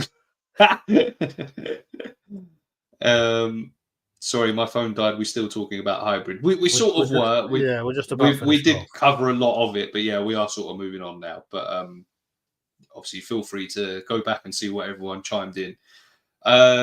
Zoe, Lake District Reptiles asks, how often do you fully change the substrate in your enclosures? I changed the substrate in the Cresties enclosure because I flooded it. But apart from that, never. Like I poo pick and like maybe change the top layer, but the soil breaks down, so it gets less and it gets a bit compacted. And then zhuzh it. You zhuzh it. That's what I do. Yeah. The tortoises, because they're open top tables, they get quite flyy. So once every 6 weeks, probably supposed to do a bit more, but I will put in the tortoise enclosures, they've got 10 bags of topsoil in each table, and I put 10 kettles worth of boiling water through the substrate. So that's, I think it's a 2-litre kettle. So yeah, 20 litres of water once every 6 weeks, but it's boiled as well. And your just electric bill that week, mate, it takes hours. Yeah, I bet. So yeah, I've got to boil the kettle 20 times Mm. from empty. It's ridiculous, but Mm. it seems to do the job and it freshens it up. As for changing everything else, I don't really change it. I add stuff, but I don't. Yeah. I don't take it out and I don't change it completely. I only change it if I'm doing a full like enclosure revamp. So like the leopard gecko, she's got brand new substrate today. But Yeah, other than that, it's turning it up, zhuzhing it. Obviously, if I'm getting new plants, I'll give it a little once over. Yeah, and then adding if there's So it's I don't actually. I think because there's too many people that think what is it? They say you've got to change it every like 3 months or something, isn't it? I don't Something know. ridiculous I don't like know. that. To be But fair, I haven't. I've only been keeping like with my quote unquote advanced husbandry for a year. Like mm, before that, it was royals in tubs and it was leopard geckos on sand, and like it mm, wasn't bad husbandry, but it wasn't good. yeah. Like, I'm still quite new to it. Like I put like everything gets a decent layer of leaf litter, which breaks down and it gets churned up. Yeah. There's worms in most of the soil, Mm, isopods, springtails. So it's like the soil is alive. mm, Um, and like I top it up, but I don't. At no point have I, in the last year, 18 months or however long, mm, emptied it completely and refreshed it completely. yeah. Like I say, the only time I've ever done so is if I'm redoing the enclosure because it's almost just a good opportunity to freshen it up again. Yeah, Take it out, spray down the enclosure, put some new in. But I don't look at my enclosure and go, right, that substrate has been in there for 6 months now. It's time to take it all out and put it back in again. I'll literally just move it around. And like you say, if there's isopods in there and worms and things like that, anyway, it's less vital, I guess. Oh, here you go. Yeah, we should be turning it 3-4 times a year and filling it up again yearly. well, there you go. Bioactives have saved my poor joints so much from having to replace substrate. I only mix it up and top it up when it's getting low. I've added some more substrate recently to some of the enclosures that have been active for almost a year. Can we go back to Paul's one quickly? When he said so, turning it 3 to 4 times a year, spot on. When Mm. he says filling it up again, are we emptying it and filling it up, or are you like adding another bag of topsoil on top of it or substrate on top of it? If I he's don't know. still here, I'm a Oh, celeb, might be back yeah, on again. I think it's finished now. I only mix it up and top it up when it's getting low. Oh wait, we saw this one, didn't we? Yeah. Yeah. My bad. I change my royals every couple of months. Anything with a cleanup crew inside the Viv just gets topped up. Yeah. Yeah. No empty, add to it. Okay. Yeah. I'm so proud of my lychee gecko one. It's thriving with plants and mushrooms. Nice. Is I it get mushrooms in my essential? morning geckos. I think I got some in some of the isopod bins and the little what's it, millipede enclosure that I did. Yeah. The little ecosystem one I did. Is it essential to have plants for bioactive enclosures? Yes. Yeah. I mean, that's pretty much part and parcel of the bioactive thing, isn't it? It's having them I don't like the as term part of that. bioactive. Well, no, because this is the thing. Like I know a few of us have been through it before, where bioactive is thrown around quite a lot nowadays. Like people put a plant in and some isopods, and all of a sudden it's bioactive. There is more to it than that. Yeah. What we do is probably closer to naturalistic than it is That's what I bioactive. use the term naturalistic. Yeah. But yes, basically, with that, plants, yeah, is basically bioactive. I really can't keep plants alive. I mean, that I'm with you the whole way on that. I have been very bad with plants. Now I am getting better. But Um, dead plants help a bioactive enclosure just as well as a live plant does, though. yeah, I mean that's the thing. When they do die, don't take them out. Just put them Yeah. almost in the soil, without a doubt. That's what I do. If my plants die or the leaves are dying, I tear them off and I put them just in the substrate. So, Yeah. um, probably good to change 50%, 12 to 18 months. Yeah, I think. Okay. Yeah. I have to take the top layer out of my pink tongue enclosure. If not, the snail shells would just build up. Damn. Yes, but you could have a cleanup crew with no plants. Using LED. it can take some time to find the right plant for different enclosures. Well, yeah, because the thing is, I've had plants that are doing really well for ages, and then the snake just comes along and goes, absolutely not, and just sits on it. It even depends on the placement of the plant in the enclosure as well. So you could have like a plant that's great in like a tropical enclosure, but if you put it too close to the basking spot, the soil dries out too quickly, it dies. Or same way as it the other end, you put it down the cool end, it gets too damp. Like there's definitely a lot of trial and error. Need to feed the plants. Ensure they get the right food, humidity, and light too. What do you feed the plant that doesn't harm the reptiles? Cleanup group. I am a firm believer. I quite like using rainwater for my plants. I think that does quite well. I use I can't remember what it's called. Bio something. It comes like you can buy it in garden centres. It's literally house plant food. So I don't know how safe it is for reptiles, so I target it at the plant specifically. So I won't spray the enclosure down when I use the plant food. I will literally pour it like on the leaves into the roots. Yeah. And then I tend to spray the enclosure afterwards. So if the animals want to drink, there's plenty of water around, and it's just sort of diluted it and pushed it down into the soil a bit. Yeah. You can also, this is a trick that my mum uses because she loves a house plant, which is banana water. So she will have a jug on the side, eat a banana, put the banana skin in it, and leave it for 24 hours, and then use that water as plant food. Yeah, I've done that before as well, and it's pretty. It works well. You just have to be careful because if you do it too often, then you're introducing too much potassium, I think, into the soil, and then that can be detrimental as well. But like once a month, it's not going to hurt. Yeah, pothos is once again the king of plants for me. Although I am becoming a very big fan of Monstera because finally mine are doing quite well. I've got one in the Tokay enclosure, which is growing really nicely. And I've got one that I'm just growing outside of an enclosure at the minute.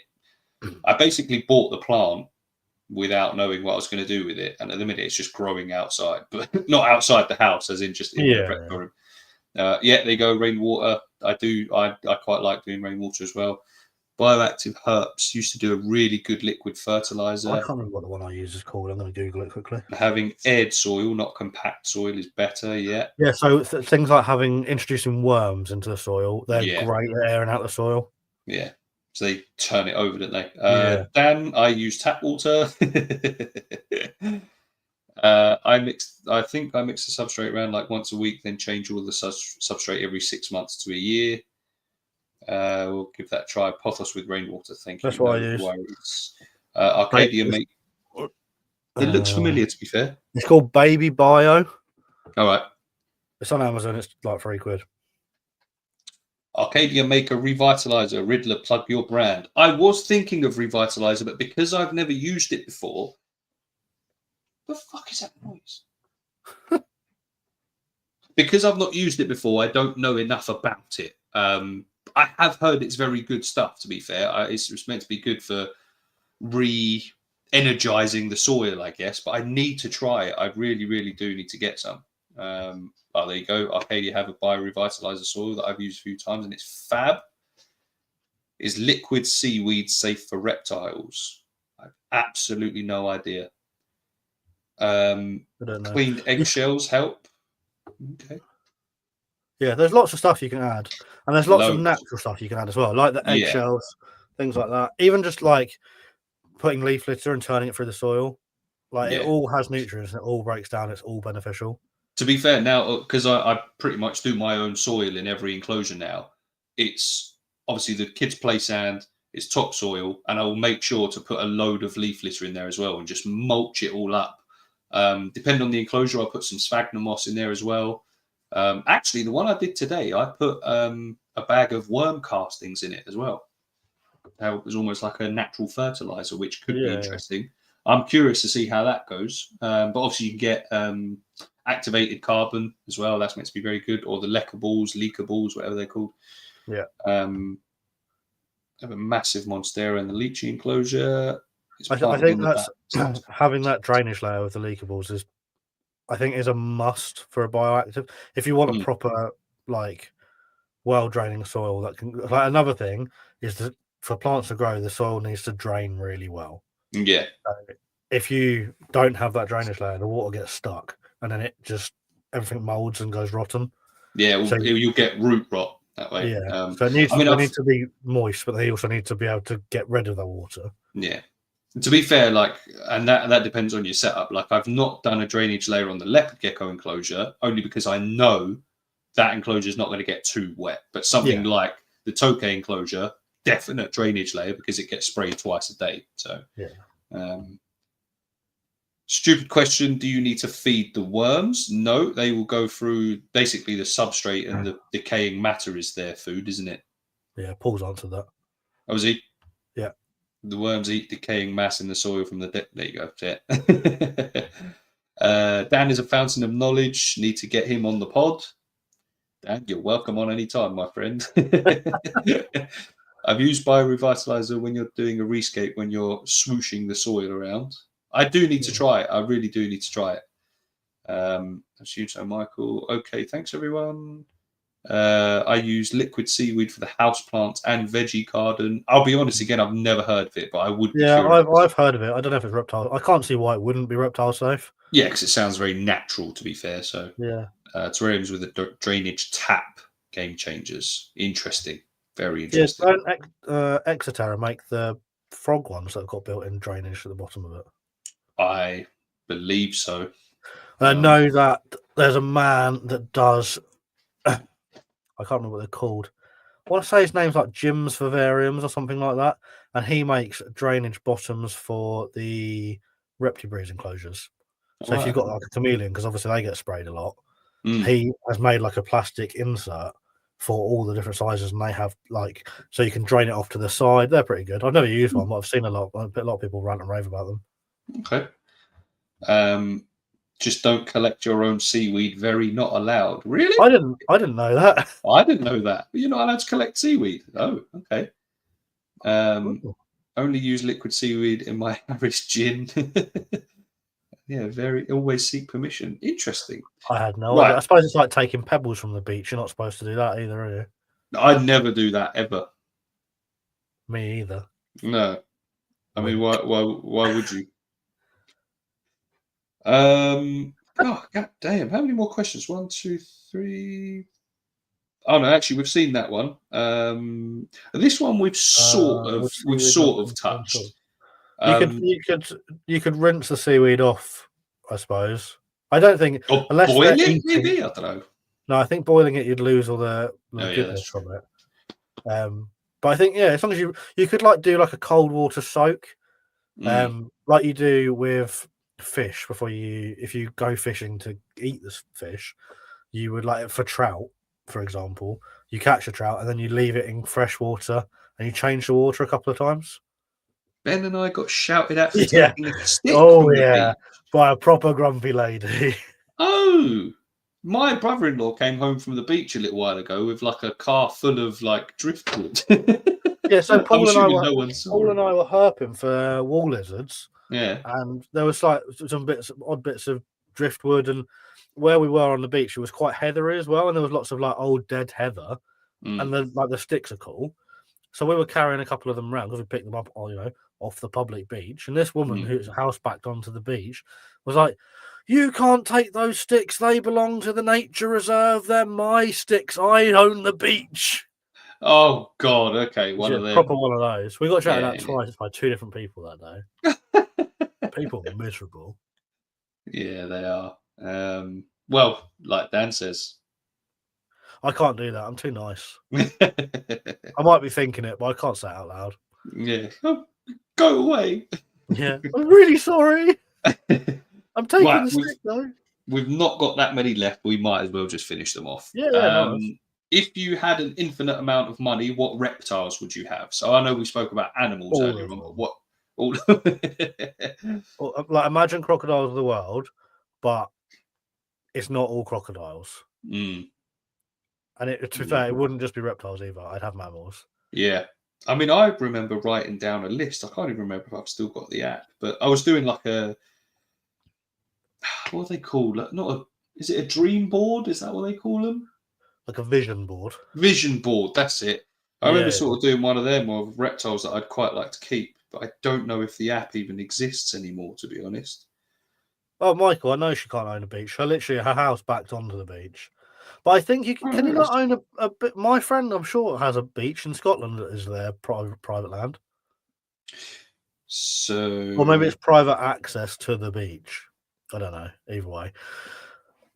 so here you go. So I wrote down a load of stuff. So snakes. There's obviously been a lot more since this, but some of the ones I wrote down were snakes, were Brazilian rainbow boa, hognose.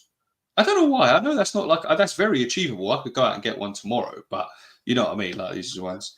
Do you know what I would like a tri-coloured hognose. Not like Western hognoses are cool, but Eastern hognoses and tri-coloured hognoses don't get enough love. But apparently, the tricolour hognoses don't stay tricolour into their adulthood. They end up all black, I think. Well, that's cool. I don't know. I was hoping they'd stay tricolour. Like a black all hog. black I can't snakes are remember cool. if Like, it's. look at Mexican black kings; they're awesome. They are, but I do like the tricolour. But then when I found out they don't stay tricolour, I was a bit. I didn't know that. I could be wrong, by the way. I just remember someone telling me that. False water cobra. Yeah. I also wrote down viper boa, white lip python, northern probably. Oh, look, Aki monitor's on there. I've got that now. Green tree, pilbara. But then I had a big list for I wanted an octopus tank, piranha tank, predatory tank. You're having a zoo, is what you're having. Basically, shark tank, mantis shrimp, essentially. So yeah, what reptiles would you have? All of them. What animals would you have? All of them. Yeah, pretty much. I just like animals. I don't care what they are. I'd really like a parrot. Yeah. Like I wouldn't have one because they need too much time and attention, but I'd love one. Big flex. The Aki bit, maybe? No, I could go out and get a hognose whenever I want. Oh, right. Well, no, I don't mean that as a flex. Like, you can get one for like 50 quid. Like, actually, I haven't got that at the minute, to be fair, so I stand corrected. What about giant hogs? Yeah, they are cool. Aren't they born normal? Then no, I thought they were born tricolored, but I could be wrong. I'm not here saying I could be wrong, but I don't know. There's a lot of snakes that. To be fair, there's a lot of snakes that I'd like to keep. That I don't think I ever would. I don't think I'll go back to snakes for a while now. Yeah. But things like the insectivorous snakes, they're all really cool. Yeah. Like false water cobras, really cool. Yeah. All the like Sandinia, all the boegas, like so much cool stuff. But snakes are quite boring though. Lizards have my heart at the minute, without a doubt. Like my eyes have been open to the world of lizards, and I don't think I'll be getting, unless it's garter snakes. I'd love some garter snakes. They're really cool. I don't think I'll be getting a snake over a lizard anytime soon. I think the problem is snakes look really cool, but they're not particularly interactive animals. Like I know we don't like force handle lizards, but lizards generally you can interact with them a lot more, especially on a daily basis. Like you can tongue feed a lizard a locust once every other day, whereas a snake really you should be feeding it once a week. That's your interaction with a snake. Like they tolerate being handled. Some lizards, not all of them, quite enjoy being handled. Like look at Catty's Aki monitor. Like, and I'm sure there is the odd exception for snakes, but I think snakes are quite boring compared to lizards now. I hate to say it. Even something like a pair of lovebirds would be cool. I do like birds as well. I'm a big fan of birds. I'd like a raptor and an owl. Oh yeah. If I had a small zoo, definitely get some cool birds. Lizards win. Monitor gang. I want a snail eating snake. They are sick, to be fair. They're really cool. Definitely, Dan. Shall we add them to the list once a month? Remember that cockatoo. Pickles will not leave me alone. Hours a day. Yeah. I didn't intend to raise a toddler, but she acts like one. Excellent. So Mr. Will Exotic has asked another question. What is both your motivation for uploading content? To be fair, are we saying YouTube or Instagram? Because it's different. I'm assuming both, because he didn't specify. He just said uploading content. So Instagram, I just post stuff because I like posting on Instagram. Like I use it as almost like a diary for the most part. Like occasionally, like at the moment, I've been plugging the merch quite a lot. You know, got to do what you got to do. Got to play that game. Oh, I hate saying that, things like that, but it's true. As for YouTube, I haven't got much motivation in the side of vlogs at the moment. As you can tell, I haven't been posting them in the summer. I posted a lot of herping videos because I was out herping and I like making videos. Yeah. I like herping. I had this conversation with you privately not that long ago. Like, I'm not fussed about making vlogs in the winter. Like, if I do something, I'll film it if I want to. But in the summer, I was doing a podcast one week and a vlog the following week. And I found that I was either rushing projects or just like making shit up to make a video. Yeah. And it didn't take the love out of it, but it was getting to the point already where I was like, I don't want to be doing this all the time. Podcasting, I like podcasting. I quite happily sit and chat for an hour and a half, or 3 hours in this case. Like, I think it's different. I think a podcast is much more casual. Like I don't, especially mine, because they're like this one. They're live. I'm never going to edit it. It's just a conversation, and it's done. Whereas a vlog, you have to plan it out beforehand, film it, edit it, add music to it, voiceovers, effects, all of that. And at the same time as you're doing all that, you then have to do the actual thing that you're filming as well. It's a lot of effort. Can't be asked. Podcast, love them. Vlog, pretty much effort. It's a very simple answer. Can't be asked. I mean, fair. For me personally, it is mainly YouTube is my one. I love YouTube. I really do. Now, yes, make no mistake about it. I am hoping to turn this into a career, a paying career. Without doubt, I'm not going to sit here and say I do it for the love of it. I do love it, but if I can earn money out of it, then sign me the entire way up.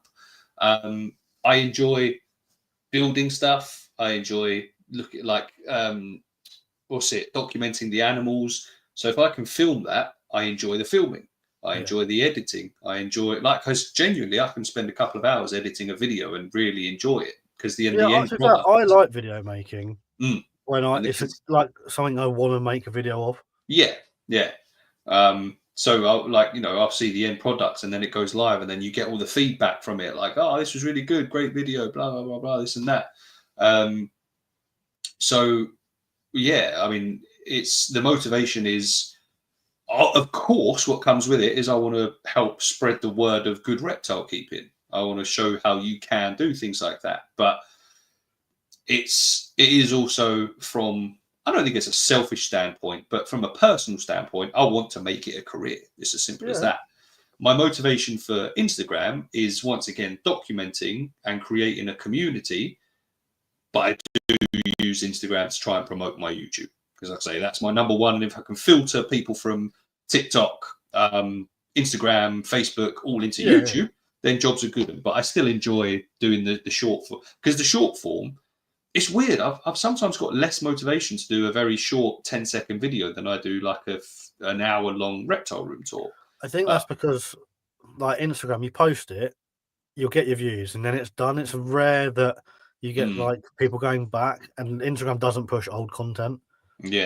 Whereas like YouTube, if you do like a care guide, people will keep going back and finding that. When are you coming up for a room tour, Ben? Next question. I don't know. Maybe some point. I would definitely have more monitors. Is that why you put ads on a live pod? I didn't mean to, and I don't think I did, Paul. Leave me alone. Makes sense. Honestly, how do you balance it all? Ridley? I've not been called Ridley before, but I don't think I mind it. To be fair, it's better than Andy. To be fair, Dan sort of answered that for you. He does half it when he's at work. But I enjoy it as well. This is the thing, like I do enjoy it. Once it starts becoming a chore, there's no point. There's absolutely no point. But Yeah. no, I think next year I'm going to. I want to go herping a lot more next year, and in turn, I like the filming. Like, I like filming the herping. That's well fun. Like I'm out video making and I'm finding reptiles. It's sick.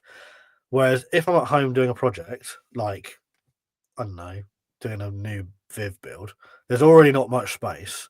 Then I've got a camera and a tripod, and I'm trying to concentrate on what I'm doing. I just can't be asked for that. So I think my YouTube channel will turn into literally what you were just saying there. Yeah. Yeah, so yeah, maybe lots of herping, maybe the odd shop tour, things like that. But Yeah. I can't be bothered with making stuff at home. It's just not as fun. Yeah. I do hope to return next year, but will be as and when I want to. Yeah. Please, Paul. Please. Dan's like, please, I'm just stuck with these two idiots. Please bring your podcast back, Paul. Shop tours, Ben. That's what we want to see. Yeah, the problem is I don't go to many shops. Yeah. I'm missing the hair updates. Yeah, Ben, your roots. To be fair, I've done one shop tour. I wouldn't mind doing things like that, to be fair, but again, I don't have any. I've got one near me, like as in right near me. Yeah. I don't even go there, to be fair. And then quite a lot of shops don't like you taking pictures, let alone filming a whole video in there. That's the problem. Like, unless you've got a relationship with them and they're happy for you to do so, then it's quite difficult to do. It's not like, oh, hi, I'm this random person. I've never bought an animal. I'm not going to buy one from you. Yeah, but I can't spend an hour getting in your customer's way and filming a tour of your entire shop. Yeah, pretty much. I think if you've got a relationship with them, it's different, but they are cool. Dream aquarium setup, Ridley. That's actually achievable. Dream aquarium setup. Do you know what? Just a marine tank that doesn't make me want to put my head through the glass, really. I did have that once. I don't understand. The tank that I've got now, when it had the original lights in it, I barely had filtration on it. I think I just used the rock as the filtration and had a little one for like the biological and chemical filtration, and it worked. I had no bells and whistles, and it worked beautifully. The corals, the fish were all absolutely superb. I thought, right, if it was good then, what I'm going to do this time is I'm going to upgrade the lighting to LED, which is better for the corals. And all that. I'm going to make sure it's, proper ones. I'm going to have an external canister filter. I'm going to have this in there. I'm going to have that. I'm going to have more power heads and blah, blah, blah, blah, blah. And it just wouldn't fucking work. It just didn't work. And I remember there was one more thing I wanted to try. I can't remember what it was, and I did it and it didn't work. And I just went, no, no. I was done. I was completely done. I called over to Em. I said, Em, I'm going to turn this into a freshwater tank. I've lost my love with it. Physically can't do it. So she was like, all right, it's out. So yeah, I'd love a marine tank, a proper one with a sump and all of that. And just have it done properly. Or failing that, a Lake Malawi cichlid tank would be cool. I do like those. I'm a big fan of the Malawi cichlids. Love an octopus, but that's not really. It is quite achievable, actually. Escape everything, though. But you've got to make sure it's fucking escape proof without a doubt. But yeah, I'd like a fly river turtle. Yeah, they're cool. Big aquarium though. I like the.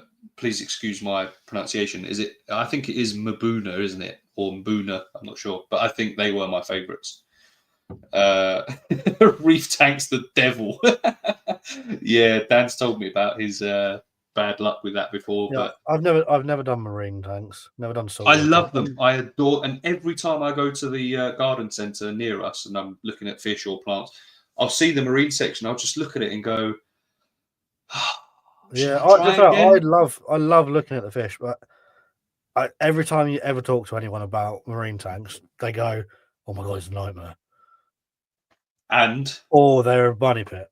So I'm instantly put off. Like I'd like to have one with like a couple of anemones, clownfish, yeah, some shrimp, like but simple. the thing is when they work beautiful, and there's nothing like a marine tank that works. Yeah, Nothing. but they never seem to work properly forever. Well, there is that. Jellyfish, watching them blob about, especially with a dark room and the tank lit up. Yeah, like one of the circular tanks, Yeah, I've like seen a them a few lava times. Like, they have lamp. like a black light on them. Mm, And yeah, they're cool. I'm getting itchy feet for a nano. Do it, Dan.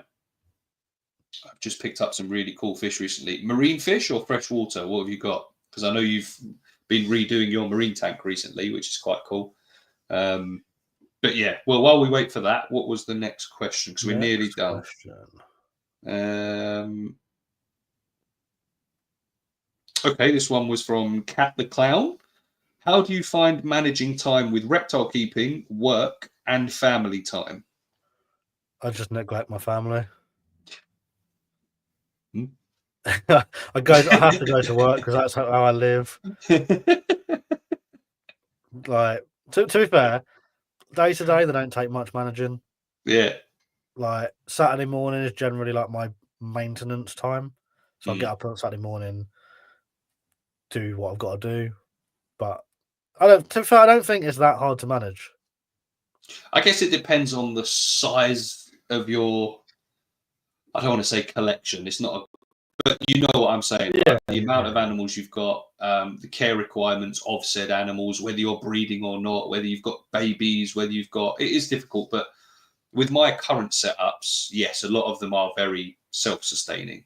It's You know, the probably it's ones. harder for you as well because you've got two young kids. Like Mm, my one of my daughters has moved out, and the other one is 14 next week or the week after. Like, so she gets up, sorts herself out in the morning. yeah, Um, yeah. like realistically, my day-to-day routine: I get up in the morning, feed the dogs, feed the tortoises, spray the chameleon, go Mm, to work, come home. If I need to feed the monitors, I feed the monitors. I change the water every other day.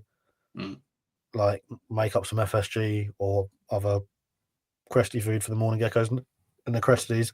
Normally, whilst I'm making dinner, because I'm in the same sort of area. Like once you get into a routine, it's not hard. mm. It's not It's like just we've got yeah, to take the dog for a walk every day. Like yeah, most of the things take 5 minutes, if that. yeah. Um, I mean, I'm sort of lucky in the sense that I do shift work, so I do get more time off than the general person. But in saying that, as you guys know all too well, I am busier at home than I am at work. Yeah, Like you say, I've got two kids under 3 years old. You know, there's plenty of DIY to do around the house and things like that. So it's busy, but it is manageable. Like it's not often that So today was one of my rest days. Um, Took the dog for a walk, got home, replaced the hinges on my daughter's window because it wasn't shutting properly. That was more of a ball ache than I care to admit. I imagine it's a pain in the ass. I hate windows and doors. Honestly, it's the first ever experience I've had with like replacing stuff on a window, and Yeah, it looked like it was going to be a nice piece of piss. It wasn't. And yep. obviously, it's one of those jobs that once you start, there's a great big hole in the house and that room, so you've got to get it done. So did that, and then went straight onto the leopard gecko build, got that done, took her out the enclosure, so I had to get that done, all sorted. I think I sat down for maybe half an hour before it was time to go and get the kids from nursery, get home, make dinner, and here we are. So it's busy, but it's manageable. Like I will Yeah, sleep yeah. well tonight, hopefully. But Mate, I'll the sleep well thing is, tonight. It's 11:15. I know, tell me about it. But the good thing is it's not. None of these things have become a chore as such. Like Yeah, apart from the actual chores where I'm having to hoover yeah. You're or washing up. do the dishwasher, that's actual chores. But the other stuff is literally it's just life. It's literally Yeah, that's what you look at it. It's just it is what it is. Like this is what I'm doing. This is what I have to do. good catch. So yeah, thank you. What did Michael say? anemones, colourful softies, and super easy LPS, you can make a stunning, easy reef tank. To be honest with you, Michael, next time, because this is the funny thing. What's an LPS? It's another form of coral. I can't remember what it stands for, to be completely honest with you, but it's another, because there's SPS and LPS. I think is it stony polyp something? I could be. Michael will tell us, but yeah, next time I do it, I will come and speak to you, Michael, because the reason I didn't before, when that one was packing up, was because I didn't know you knew so much about fish. That's literally the only reason why. I had no idea. So yeah. At the moment, the reef tank is just about adding a few cool corals every few months when money allows. Yeah. To be fair, and that's another thing, is because the corals are alive as well. Like, Yeah. you can have a marine tank with no fish in it that still looks incredible. Yeah. And then at the same time, you can have a marine fish tank without corals in it that's still nice. Like, you can have just rock and fish, Yeah. you know. In actual fact, yeah, that's called fish only with live rock, I think. But I want to make a bulletproof one for the kitchen. I got a few nice geophagus for my birthday and got an amazing group of very, very young autumn angels. Nice. Very nice. Reptiles come first, baby. The reef tanks do my head in. My 7-year-old. Oops. I wanted an eels, so got that engineered goby. Engineered goby, yeah. My 2-year-old does that as well. Rest day. What are these rest days? Oh, great, isn't it, Michael? He has held a 12-foot python on his lap, but will run screaming at a garden work. I can tell he's been raised around reptiles. Get me, Michael. Reptiles are my life. I have no other life outside of them. It's not a bad thing. It's not No, a bad thing. it's an easy life. Do we have any more? Is that it? I don't know. Oh, no, hang on. I think this is the last one. KYS reptiles, or Kai's maybe, Keys reptiles, but either way. What do you get most out of reptile keeping? And this is the last one, ladies and gents, and then we'll start wrapping up. So what do you get most out of reptile keeping? Pleasure, I guess, is the answer in the short form. I suppose it's no different from owning a cat or a dog. Oh, I say cat, I don't like cats. It's no different from owning a dog. I don't like my cat, but yeah. I just don't like cats. I'm allergic to them. That's Okay. why I don't. I like kittens, but then they turn into cats. Yeah. I guess selfish pleasure. Like, I like to feed them because it's fun. I like to look at them because they look cool. I enjoy doing the setups because it's fun. If I didn't enjoy it, I wouldn't do it. But it is as simple as I like it. It's a sense of satisfaction as well. Like, yeah. And it's just something different. I don't know what it is, but there's that sort of enjoyment that, like, you're just doing something different. I don't know what it is, like, because how many people have got a cat or a dog? And yeah, I don't know. I just get a buzz when people are like, "You keep snakes and lizards." I'm like, yeah. I don't know what it is. I like animals, to be fair. Yeah. Like, I've always had. I just like all animals. But they're really enjoyable to watch as well. This is the thing. Like, like the leopard gecko earlier on, when I put her in the enclosure, she was just roaming around and checking things out. Cool. Chuck some new leaf litter in with the monitors, and they're there inspecting stuff and smelling and digging, and it's really good fun. Snakes, when they're out and moving around, like, they're really nice to watch. Yeah. The scorpions, a reptile thing. Fascinating. Yeah, to be fair, my scorpion's really cool, actually. I fed it yesterday, and it absolutely smashed a cricket. I was like, huh, nice. Even though I can hardly see it because it's in this tiny little stupid tube it's dug. But yeah, it's cool. But I think because I like animals as a whole, I can't keep most animals at home. But reptiles, there's loads of them, and I can keep them at home. Like, I can't keep a lion, I can't keep a tiger, I can't keep a cow, I can't really keep pigs, but I can keep 12 different species of lizard, and they're all cool.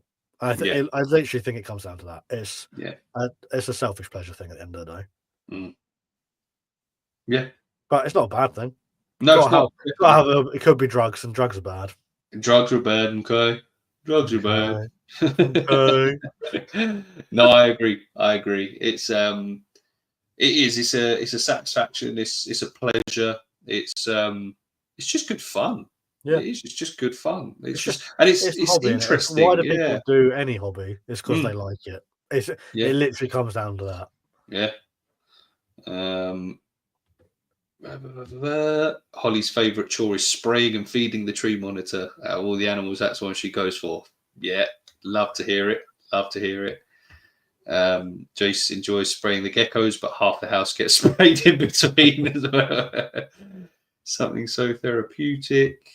It is, yeah. My reptiles are my children. They may not love me, but I love them enough for both of us easily. Yeah. That's a good answer. I like the idea of having a mini zoo in the house. Yeah. Do you know what? And also, it's just a nice place to be. Like the other night, I think I was just in here spraying and topping up gecko food bowls and things like that. And it was just, it's your own space. It's a nice place to be. Like, and it doesn't have to be a reptile room because not everyone's got a reptile room. But like, just being in the presence of these animals that you're caring for, it's just a really nice place to be. Yeah, it's just like a escape, isn't it? It's escapism almost. Yeah, yeah. We would all love a proper zoo, but our rooms are more than most people would ever keep. Yeah, 100%. Exactly. Yeah. Pickles is my genuine baby at this point, with the waking up to do her meds and hold her till she sleeps. That's unbelievable. I can relate to that. 5 lids I have in my life. They're my scaly kids. Reptiles are pretty clean also. They keep all the mess in the enclosure. Yeah, and then once you whack in your isopods and springtails, that's it. You don't even have to get any poo under your fingernails. Like leeches. Yeah. Yeah, or anything that decides to just drop it all over the glass. Yeah. Yeah. I don't have nor want human kids, but these scaly babies are my genuine babies. I have a question. Why don't we get this Ben on Reptichat? I don't know. Next question. I think that's it. Plus, the long lifespan is amazing compared to other pets. Yeah. You never get bored with animals around. There's always someone to interact with. Yeah. Yeah, that's very true. To be fair, my dad's always said to me, if you've got a dog, it doesn't matter if you've had a bad day or if everybody in the world hates you. You get home and your dog will still love you. 100%. Like the lizards don't love me, but their interaction with me is the same regardless of how the day's been and what everybody else in the world thinks. Yeah. Excellent. Right, I think we're going to start wrapping up because we've gone through all of the questions. We've overrun our time a little bit as well. I mean, we said we'd be done by 10, and we are now at 20 past 11. But we've done well, I think. I think we've done very well, my friend. It's been a good podcast. I've really enjoyed it. I nearly at one point said, "Look, we'll save the questions and do a part 2, but we'll just get more questions next time." Yeah, exactly. But no, it's been an absolute pleasure, Ben. Thank you for coming on. It has been a long time coming, to be fair. Look at this. Look, me and you are getting ready to go to bed, and he's going to feed the geckos. Unbelievable. Right, Dan's been up for another 4 hours. Yeah? He will. Yeah. Mate, I just had a coffee. Legit, I was on night shift a couple of weeks ago, and this man was up until 2-3 a.m. just chatting to me, and then eventually he was like, "I need to go to bed." Yes, fuck off to bed. I want to go to bed, and I'm at work until 6 a.m. But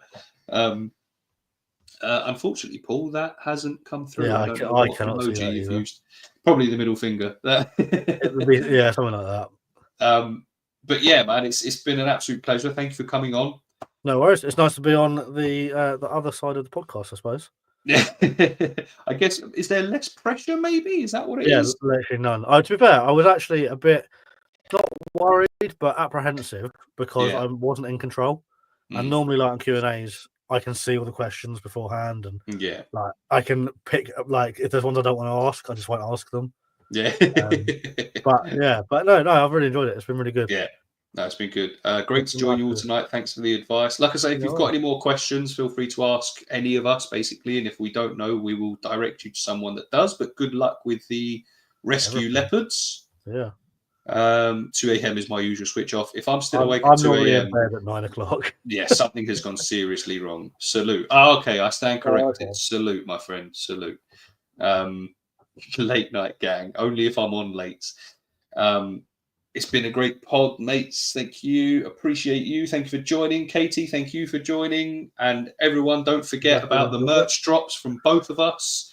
Feel free to message one or both of us about available merch, but it's closing Saturday, 8 o'clock. 8 o'clock. All right. If you want both merches, they can go in the same parcel as well. Yeah. That's right. Excellent. Yeah, it was good. I enjoyed it. I will plug my Christmas episode if you don't mind. I plug the Christmas episode. Plug your Christmas channels. episode is on the 14th or 15th of December. Date to be confirmed. There will be myself. There will be Mr. Riddler Reptiles. There will be Mr. Paul's Monitors. There will be Mr. Michael. There will be Dan. There will be MJH Exotics, probably. There will be Neil Carver, probably. Is that everyone?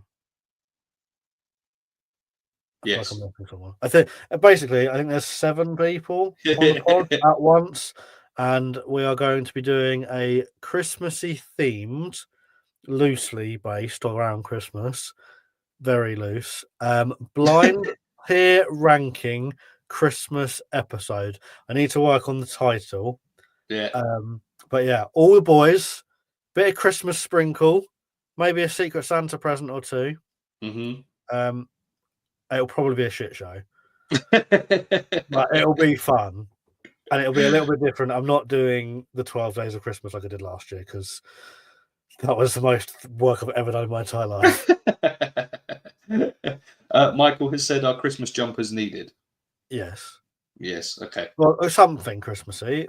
Like, it doesn't have to be a jumper. It could be a hat. Could be a full Santa costume or a sexy elf. Yeah. Yeah. Paul, I'm looking at you. Excellent. But yeah, obviously, if you haven't subscribed to Benn's YouTube channel already, please consider doing so. Obviously, podcast mainly. But yeah, it's very good stuff. So please consider checking him out. Obviously, likewise, Instagram. You're on Instagram as well, and Everything, Facebook. Are you on TikTok? Yeah. On TikTok. I don't really use TikTok. To be fair, my TikTok is mainly me reposting other people's content. Yeah, fair enough. Oh God, no. Paul's going to be naked. I'm going to put some nipple, like tinsel nipple tackles on him. Yeah, everywhere apart from. Actually no. Apart from Twitter, I don't use Twitter. I've got a Threads account, but I don't actually post on it. Yeah. Basically, everything goes on Instagram or YouTube, and everything else is going to borrow your lizard mask. That bloody thing. Honestly, breathing in that thing for more than 5 minutes was hard work. But yes, so feel free to go and follow Ben. But for everyone that's that has stuck around for 3.5 goddamn hours, it's been fun. It has been a very good one. It's been interesting. This is like a tick. This is Ben's longest ever podcast by a long way. But yeah, it's been very, very good. So to everyone in the chat, thank you for joining. Thank you for watching. We appreciate and love you all. And I'm sure we will see you all again at some point soon. But for now, from us, peace out. Love you. Goodbye. Bye-bye.